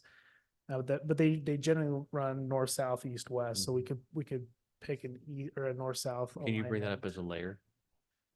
Or is, It would be under the surveyor's layers for the county GIS system. Sorry, what layers are we talking about? So these are the surveyor layers, talk about the township section and range. It's the coordinate system that our surveyors use to create legal descriptions. Uh-huh. So I'm pretty sure right there's gonna be one of those on the 2000 east alignment. Well, Okay. and you didn't even have the fault line on there, 2 years ago? Because they had this, I mean, I think many people knew that it was up there. I just didn't know where, right? Yeah, we do have some mapped fault lines, that will help us understand the concerns. There you go. I want to defer to you. I think with the guidance that we do this in a narrow way, and I respect that we're asking you to thread the needle. Yeah, Oh, boy. so there's that quarter section line, yep, right there that we could probably use. If you maybe click in two more, Alan, you might be able to see with that. How is that line defined and Sorry, yeah, I'm having the hardest time figuring out how that line is. Yeah, how would you reference it? Yeah, so I guess I'm saying if 2000 is That actually roughly the looks like same. 2000 east. it would be hard to describe that line, but it's go basically into the that 20, go into east. 20 really quick. Go into where it's Sorry. 20 in blue, about an inch below that. That's line there. 24. It's 24, I'm sorry. Zoom in. Yeah. That's, I can't, Yeah, now come on. just zoom in a little tighter. Is that 24 is a section, right? That's a section, then you Is have that quarter the sections. center of the section or is that the center of section 24, I that believe- line, or I is it? believe so. Oh, but it has 24 further down too. Yeah, Yeah, it'll 'cause keep it'll- moving the labeling depending on where you're zoomed in, but What is that corner right there, that right yeah, there? if you click on that. Center of section, Yeah, that just told us what it Don't was. really know. Go that back out. Go back out. Sorry. What Oh, is this? that's intense. That's quite a skull that they have there. And read the very top. There's the very top of that. It's the center of section. but it also says this is an unofficial county corner. I think that might be why it's I yellow. think if that aligns with 2000 East, that allays Yeah. some of Yeah, my 'cause concerns there. I don't want the. I guess I'm just wondering, like, paragraphs you know, the described. AK Steed family properties or the Utco, Alan, do you know what I'm talking about? Yeah. Yeah. Did those have a geological hazard? Okay, Yes, they do. so that's all as long as we're not inadvertently, I think 2000 East is probably as well as we can do unless, So we'd want to say that the 2000 the master plan 2000 east alignment per the North Logan City Transportation Master Plan, yeah, because that road Okay. doesn't exist in its Yes. entirely right now. sure, right. Yeah. Okay, Well, I'm ready to make a motion. okay, Let's see if we can do. that is a heavy lift, so. All good right. luck. I propose we approve an ordinance imposing a temporary land use regulation on the specific properties with the addition of 1.2 changing to vacant land located anywhere east of the, Scott, how did you describe 2000 East? The master planned? The master planned alignment of the 2000 East corridor per the North Logan City Master Master Transportation Plan. Yep, what he Okay. said. So There's an Section edit one to and 1.2. 1.2, instead of saying any land located anywhere east of Logan High Park and Smithfield Canal, it's to the master planned alignment of 2000 East according to the North Logan Master Transportation Plan. Does that sound right? Great job. Okay, motion by Emily, I'll second that motion. second by Mark. Any discussion? Okay, all in favor? I, Any opposed? Okay, thanks for walking us through that. yeah, thanks, guys. Okay, Have fun with that. we'll move on to consider approval of a notice intent to prepare an impact fees facilities plan.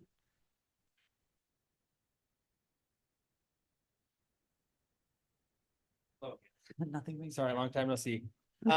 Just a quick notice. So as part of a impact fee study, we're required to notify the council and the community that we are beginning an impact fee study. So that's what we are working on right now. So the impact fee studies that are included are water, sewer, road, park, and I think as well stormwater might want to be added to that. I don't know didn't if put that's stormwater binding. in there.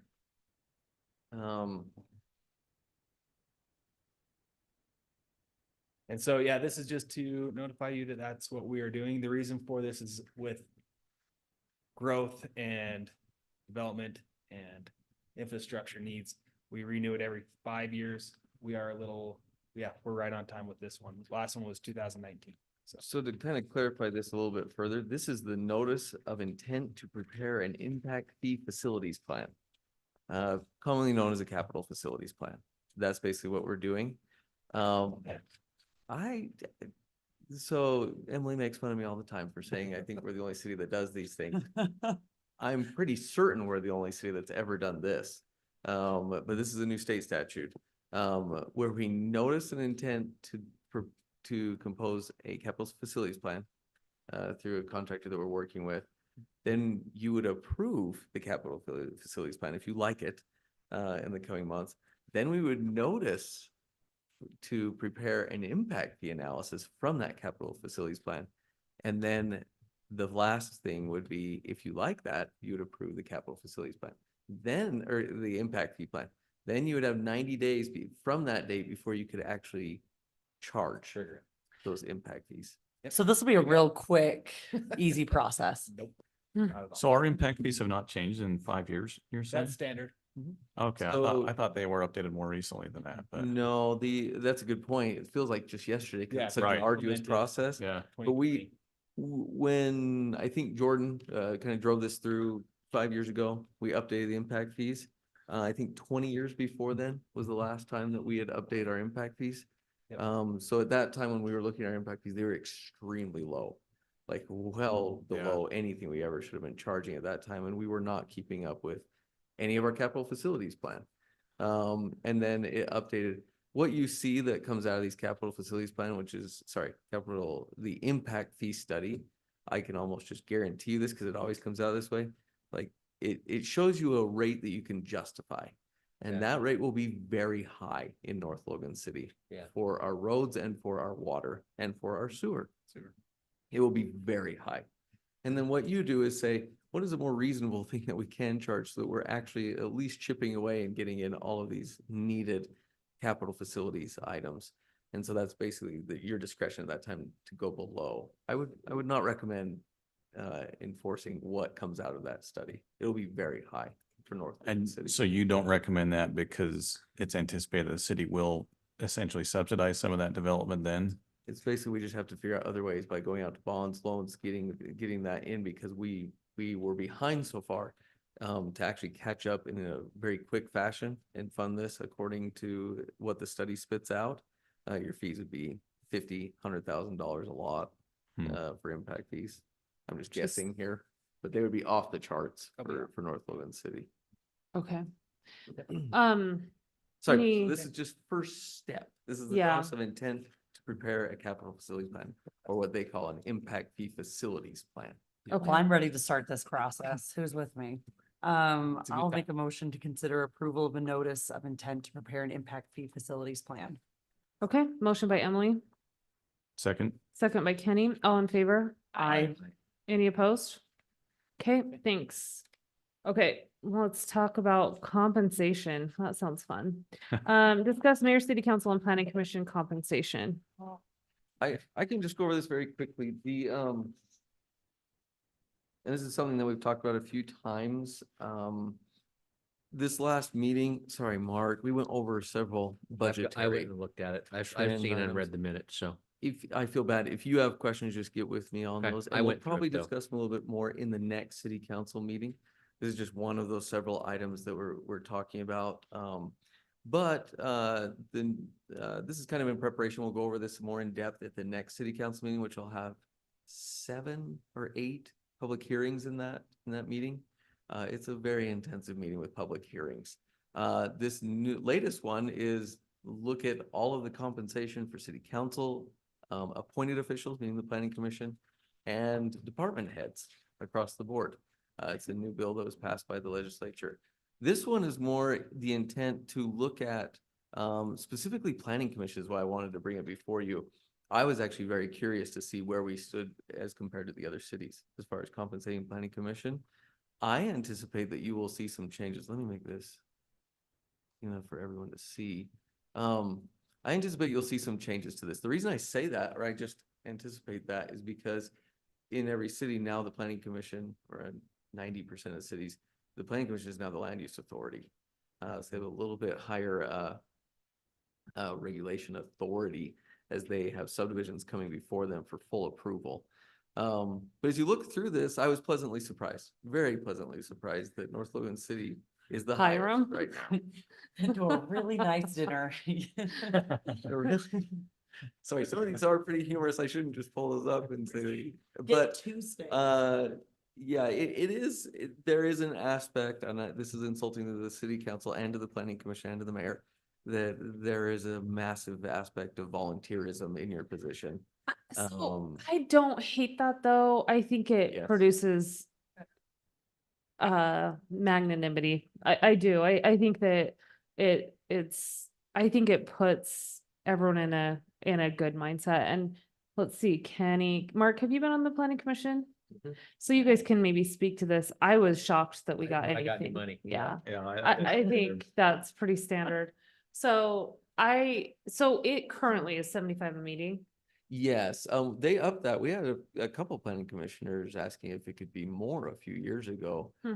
For their service, and I Kenny? think this was during, it was, I'm not. We gonna know it take was that. them. Show me That's the why money. he was like, I know where the real money is. Then we go Council. I $5,000 think per this meeting. preceded Kenny by maybe a year. It was when Spencer was the Oh, the planning planner. director, and that's when these were bumped up a little bit. I think that's great. Like, I love sitting on the high end of that, especially with the changes with what they're, like, they really are lifting a ton. And they're gonna be doing Um, a ton of the moratorium. I mean, are you proposing that we change No, no, no. this? I was curious to see this. I wanted to bring it before you for a discussion. Oh, I was pleasantly surprised. When Yeah. this came up I at actually what like we're where we're at compensating then. them. I did snicker a few of these items on here. It is still, it doesn't compensate them for the full hours. So anything that we're doing is not going to compensate them. It's more of a nicety, even down to the city that just provides them a nice meal. All you're doing is you're providing something for a very valuable volunteer at that point, and that's essentially what But I we're mean, doing. is that like $25 an hour typically, would you say? Like, how long are planning commission Planning meetings? commissions are usually an hour to 2 hours. Scott likes to that's- talk, but at the same token, I mean, I Oh, know that I noticed how there's- you said that the second he left. Good one, Alan. I chill. I know that there's preparation outside of So you're that, but I'm present. just saying, like, I think that falls within the realm of reasonable, in my opinion. So Yeah, I don't think anyone does it for compensation. that's not changing lifestyles, Yeah. so. No, it was just to bring before you to discuss. It will come before you for approval in a separate public hearing at the next city council. But this is just to ask you, I just wanted your feedback on this, and I wanted to see what other cities were paying. If the rate doesn't change, it still comes before us for approval if we just keep it rate static. Yes, Okay. Yes. Okay. like that you Which compare Kenny it. points out a key element, why in the world? And it's all on the website right now. But at the same token, yes, it still comes before you. Okay. Okay, so let's talk about mayor, city council.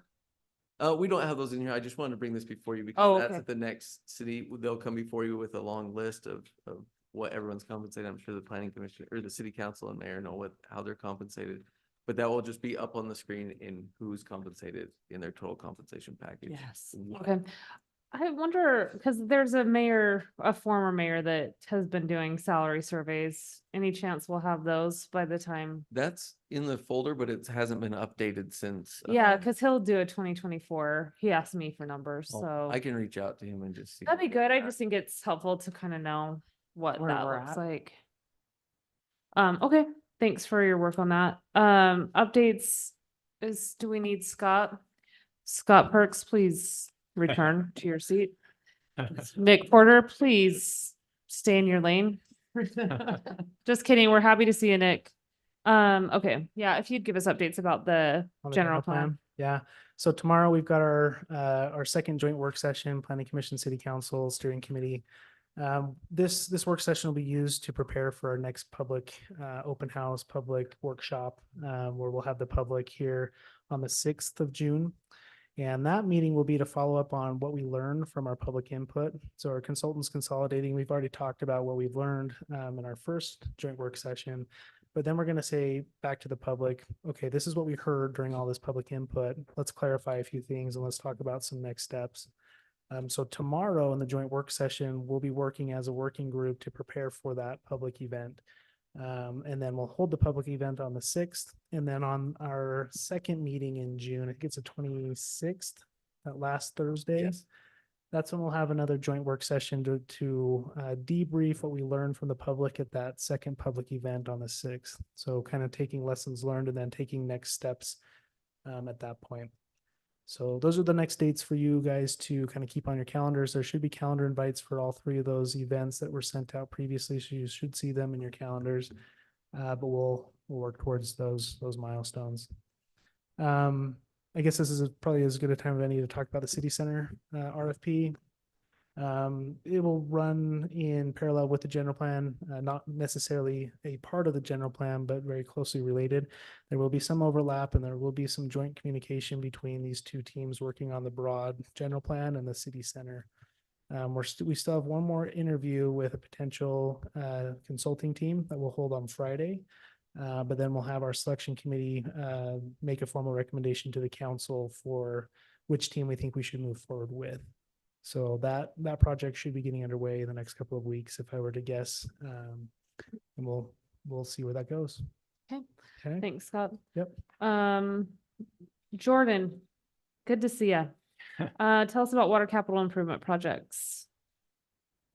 Okay, now that we are official with the impact fee facilities and study, you want to click on that one. That's one of our big pushes is the impact fee study that looks over the next 5 years worth of projects.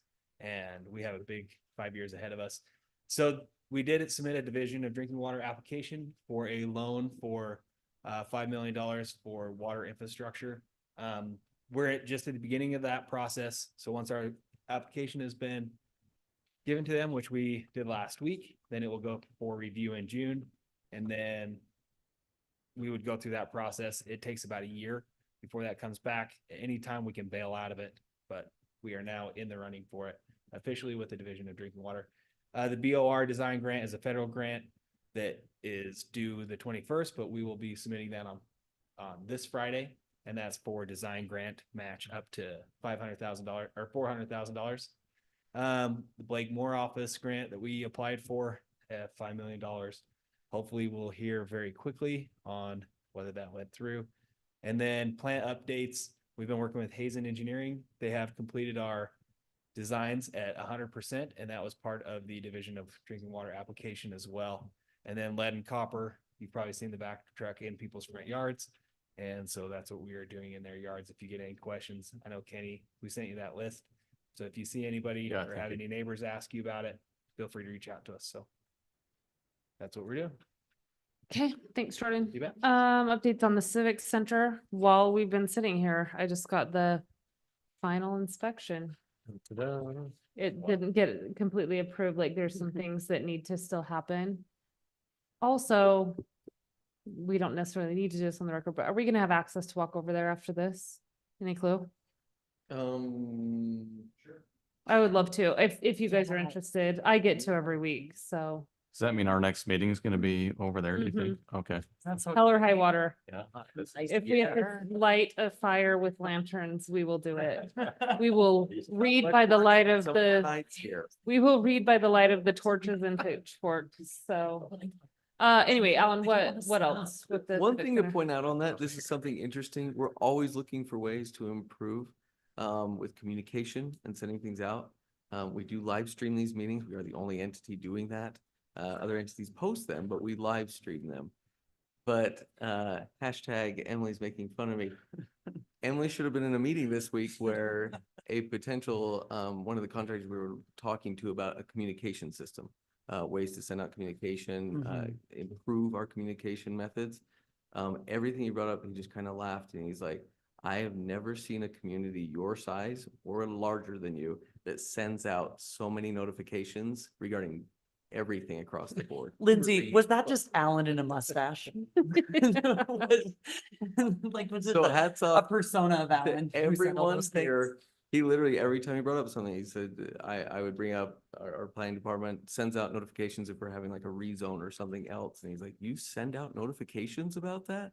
Then he laughed. He's like, no city does that. And then he said with leaks and other things, updates, fireworks within our community, he just laughed. He's like, wow.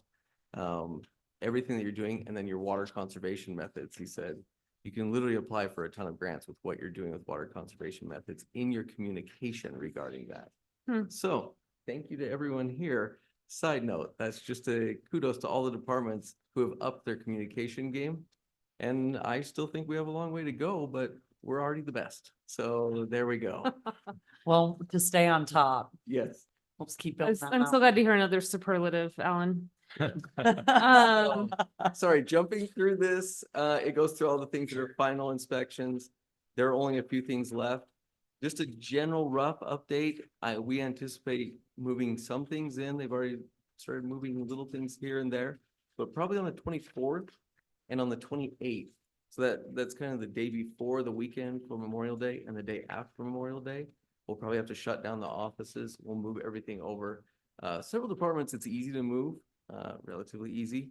Other departments, they have to have the server and our accounting software up and running in our phones. And so those are the departments we want to pay particular attention to as we move. And so that's the reason for probably a 1 to 2 day shutdown. They anticipated 3 days, but I think we can do it in about a day and a half is probably what will be shut down from the city office to move over there. And the June 3rd ribbon cutting, just so you're aware, at 1 p.m. Keep that on your. Are you guys able to make that? I hope. I can't remember. Kenny, did you tell us that was better or 5? Yeah, that's a great time for me. I'll be there. Okay, great. I think it's just gonna be such a celebration, you know, like we're gonna try and get the former mayors there, the staff, so I think it'll be. The really library great. board is very concerned about the size of the scissors. Where are we getting them? Oh, I She said, mean, so am I. make sure we. Don't she run said- with them. She put, all of them did actually, no joke, were like, but you are gonna have this big scissors. And I was like, I mean, I hope so. Can we borrow the fire department ones? Jaws alive. No, they have like a cutter that they used at the fire station to cut the hose. I think that was really cool. Okay.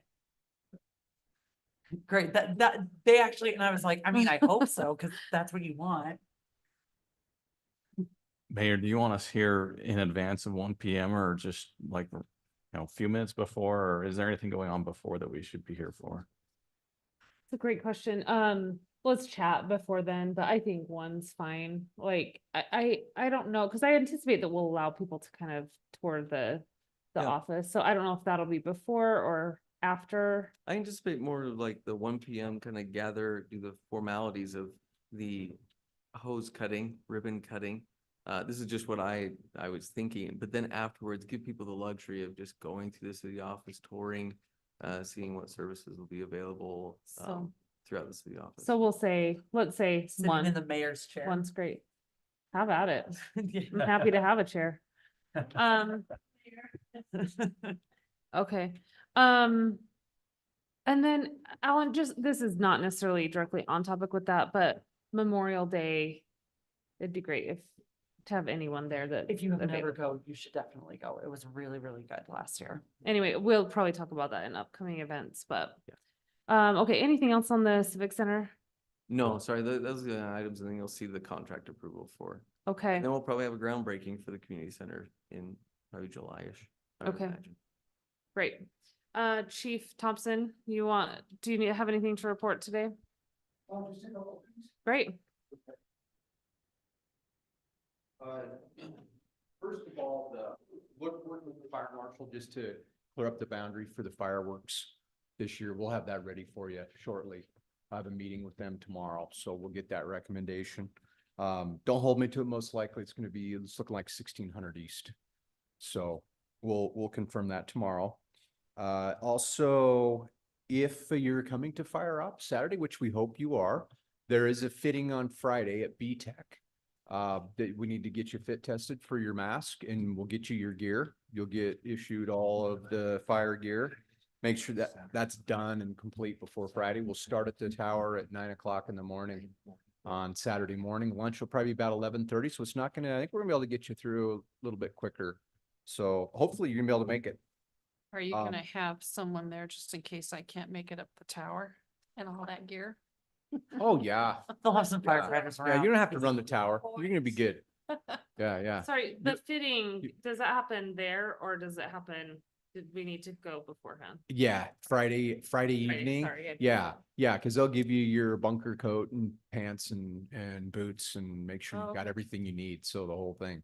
Okay. So that way you'll be ready to go. 9 o'clock, we'll come in, do the welcome and get things rolling. So. Okay. So should Mayor be and fun. Joni are both planning to go, is that right?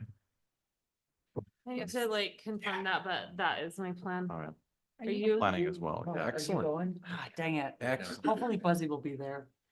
But I'm fuzzy there. Yeah, I don't know. Marie? Marie, Alan? Okay. Well, yeah, we would love to have you. So, should be a good day. And I think we'll have lunch. I think lunch will be probably about 11:30 is what we're planning. So I think you'll be fulfilled by then. You'll be tired. It'll be good. Cool. Should be a fun time. I Um, pace myself all week and get ready. You're gonna be fine. And then I think just the final thing I had was just a big thank you, and we're super grateful for the proclamation last week. I talked to the North Logan crew, Captain Gibbons and the gang. I made it down. I know they had kind of a crazy busy day, but I know they made it here. So thank you. Super awesome. I'm sorry I couldn't be here.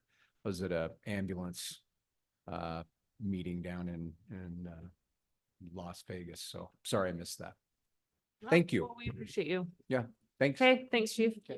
All right, Chief Goodrich.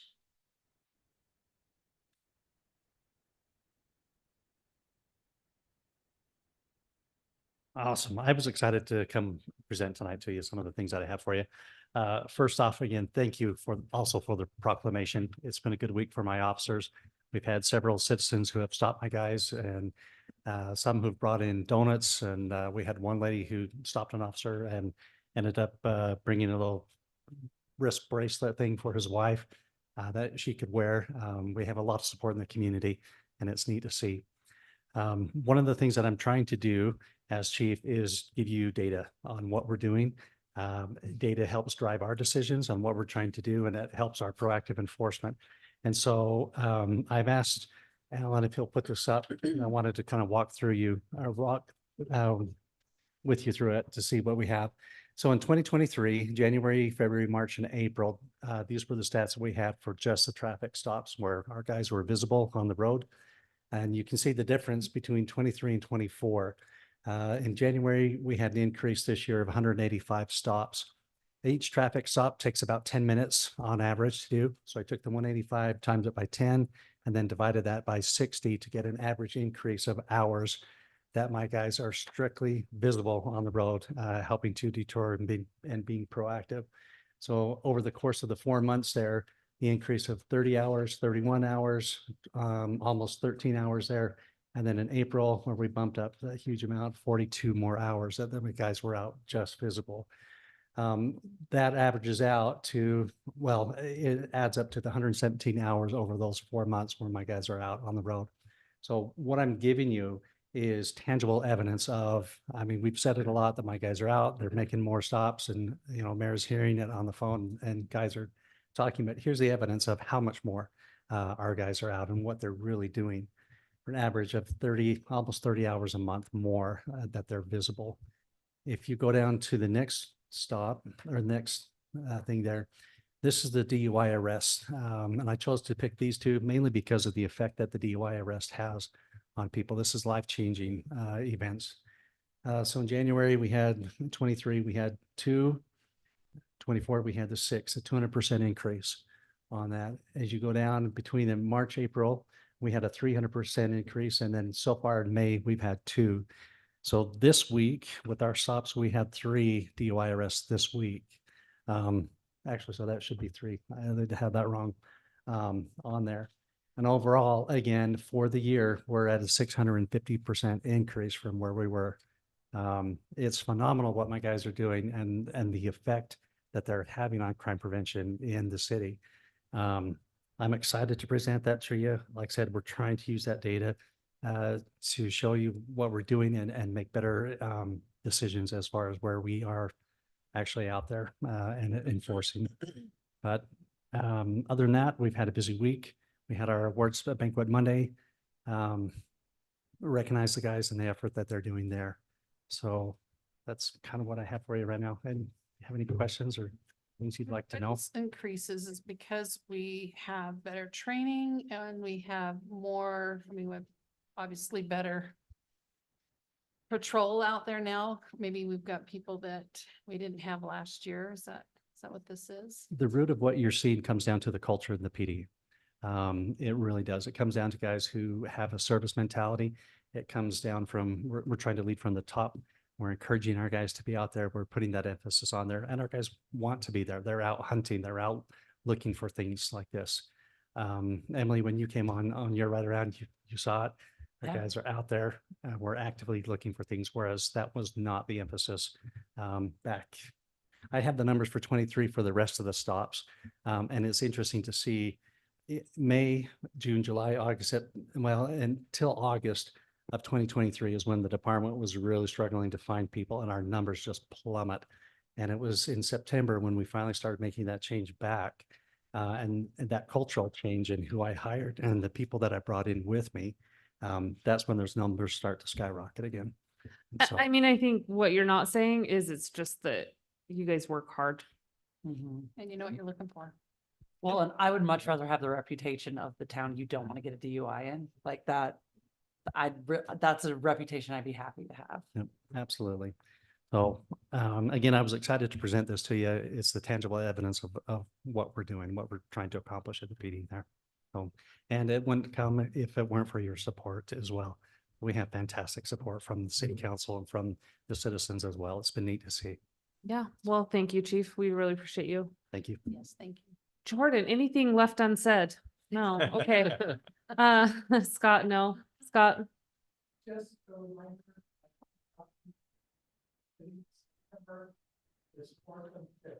Okay. So are they now starting to do that earlier every year, huh? Okay. St. George again. No, that's in Salt Lake. Okay. Marie, don't say anything about mayor's message. I know. But if you have anything else.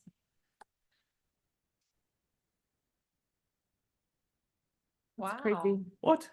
Good announcement. Let's go to lunch. No, it is. Like I said, we will bring our own candles if we need to. That's Notice- awesome, Marie. Notice she's not shedding a single tear. She can't even fake it. Alan? Sorry, list of upcoming events. We'll just go over just a few of them. Pickleball tournament, this Friday and Saturday. That's a fundraiser for the Friends of the Library. The fire department training for the day. Thanks, Chief, for going over that. Memorial Day is on the 27th at 11 a.m.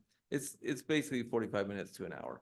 It's from 11 a.m. to about 11:45 or noon on that day. Ribbon cutting, and then the other things after that are Dino Dash, Library Summer Reading Kickoff. So Library Summer Reading Kickoff, they should be up there. That's on the same day as the ribbon cutting in the evening at Elk Ridge Park, because we've started destroying the library grounds. So they'll move that to Elk Ridge. So just keep that in mind. And then just the only other things after that are community center and touch a truck. So just remember those items. Okay. The active transaction. where- June 14th. June 14th, same time, 10 o'clock. Okay. I have that on my calendar. What does that, is that just FYI? Like you don't need us to be actors? Are you sure?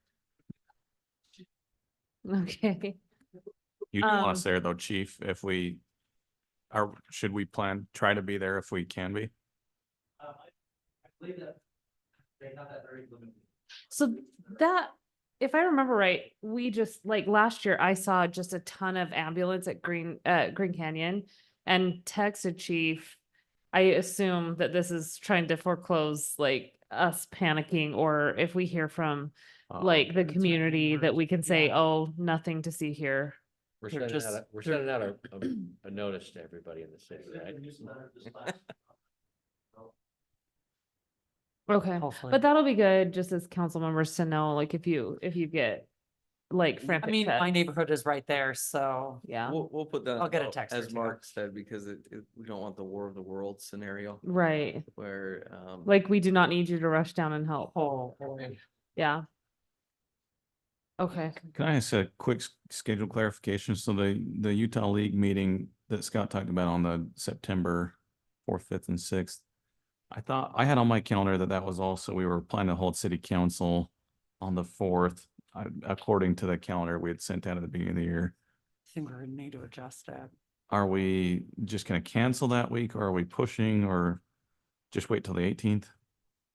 do you remember Scott Perks has that in there? So I put it together, assuming they use the same week as last year, I believe, because I don't know that they have published that meeting date, so it could be that the calendar. I think it is just the 19. I have it in I front of haven't- me right now. Let's see, what are the red dots? Holidays, conference is 4th and 5th. It's just the. City 14th. council, we just have the 18th. Oh, was it just it? Oh, okay. So good planning, city So- planner.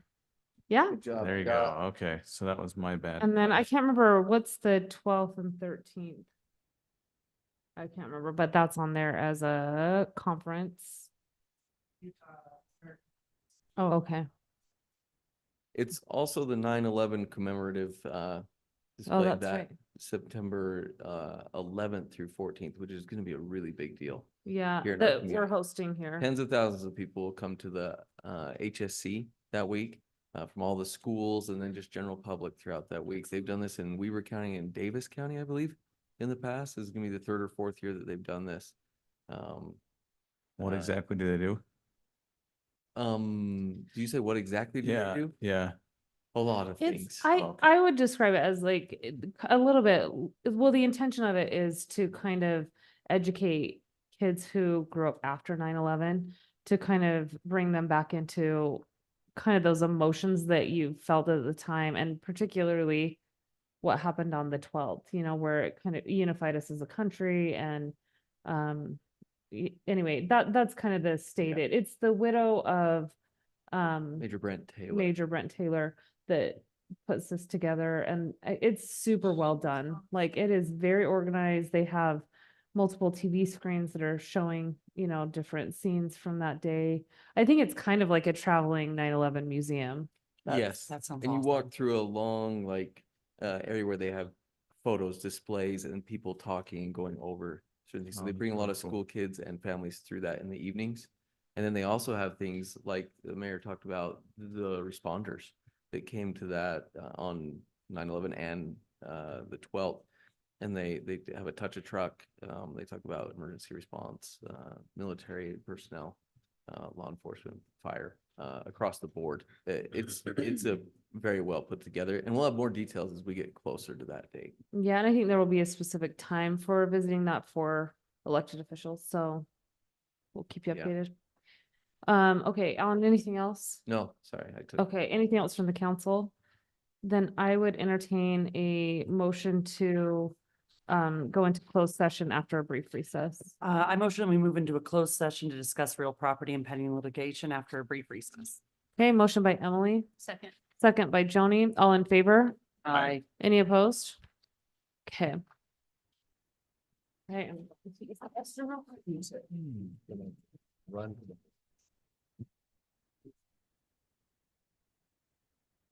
Okay, so. Thank you for adding that to things. Sometimes it's nice to have that extra eyes. I think we talked about it so much. And I'm like. Not necessarily. So that was good. I think those two things are really. Hopefully they have a solution. Bring it in. Well, the thing is it's, you gotta go to the developer, so it should have had that in place. It doesn't work. At the development, you do that now, and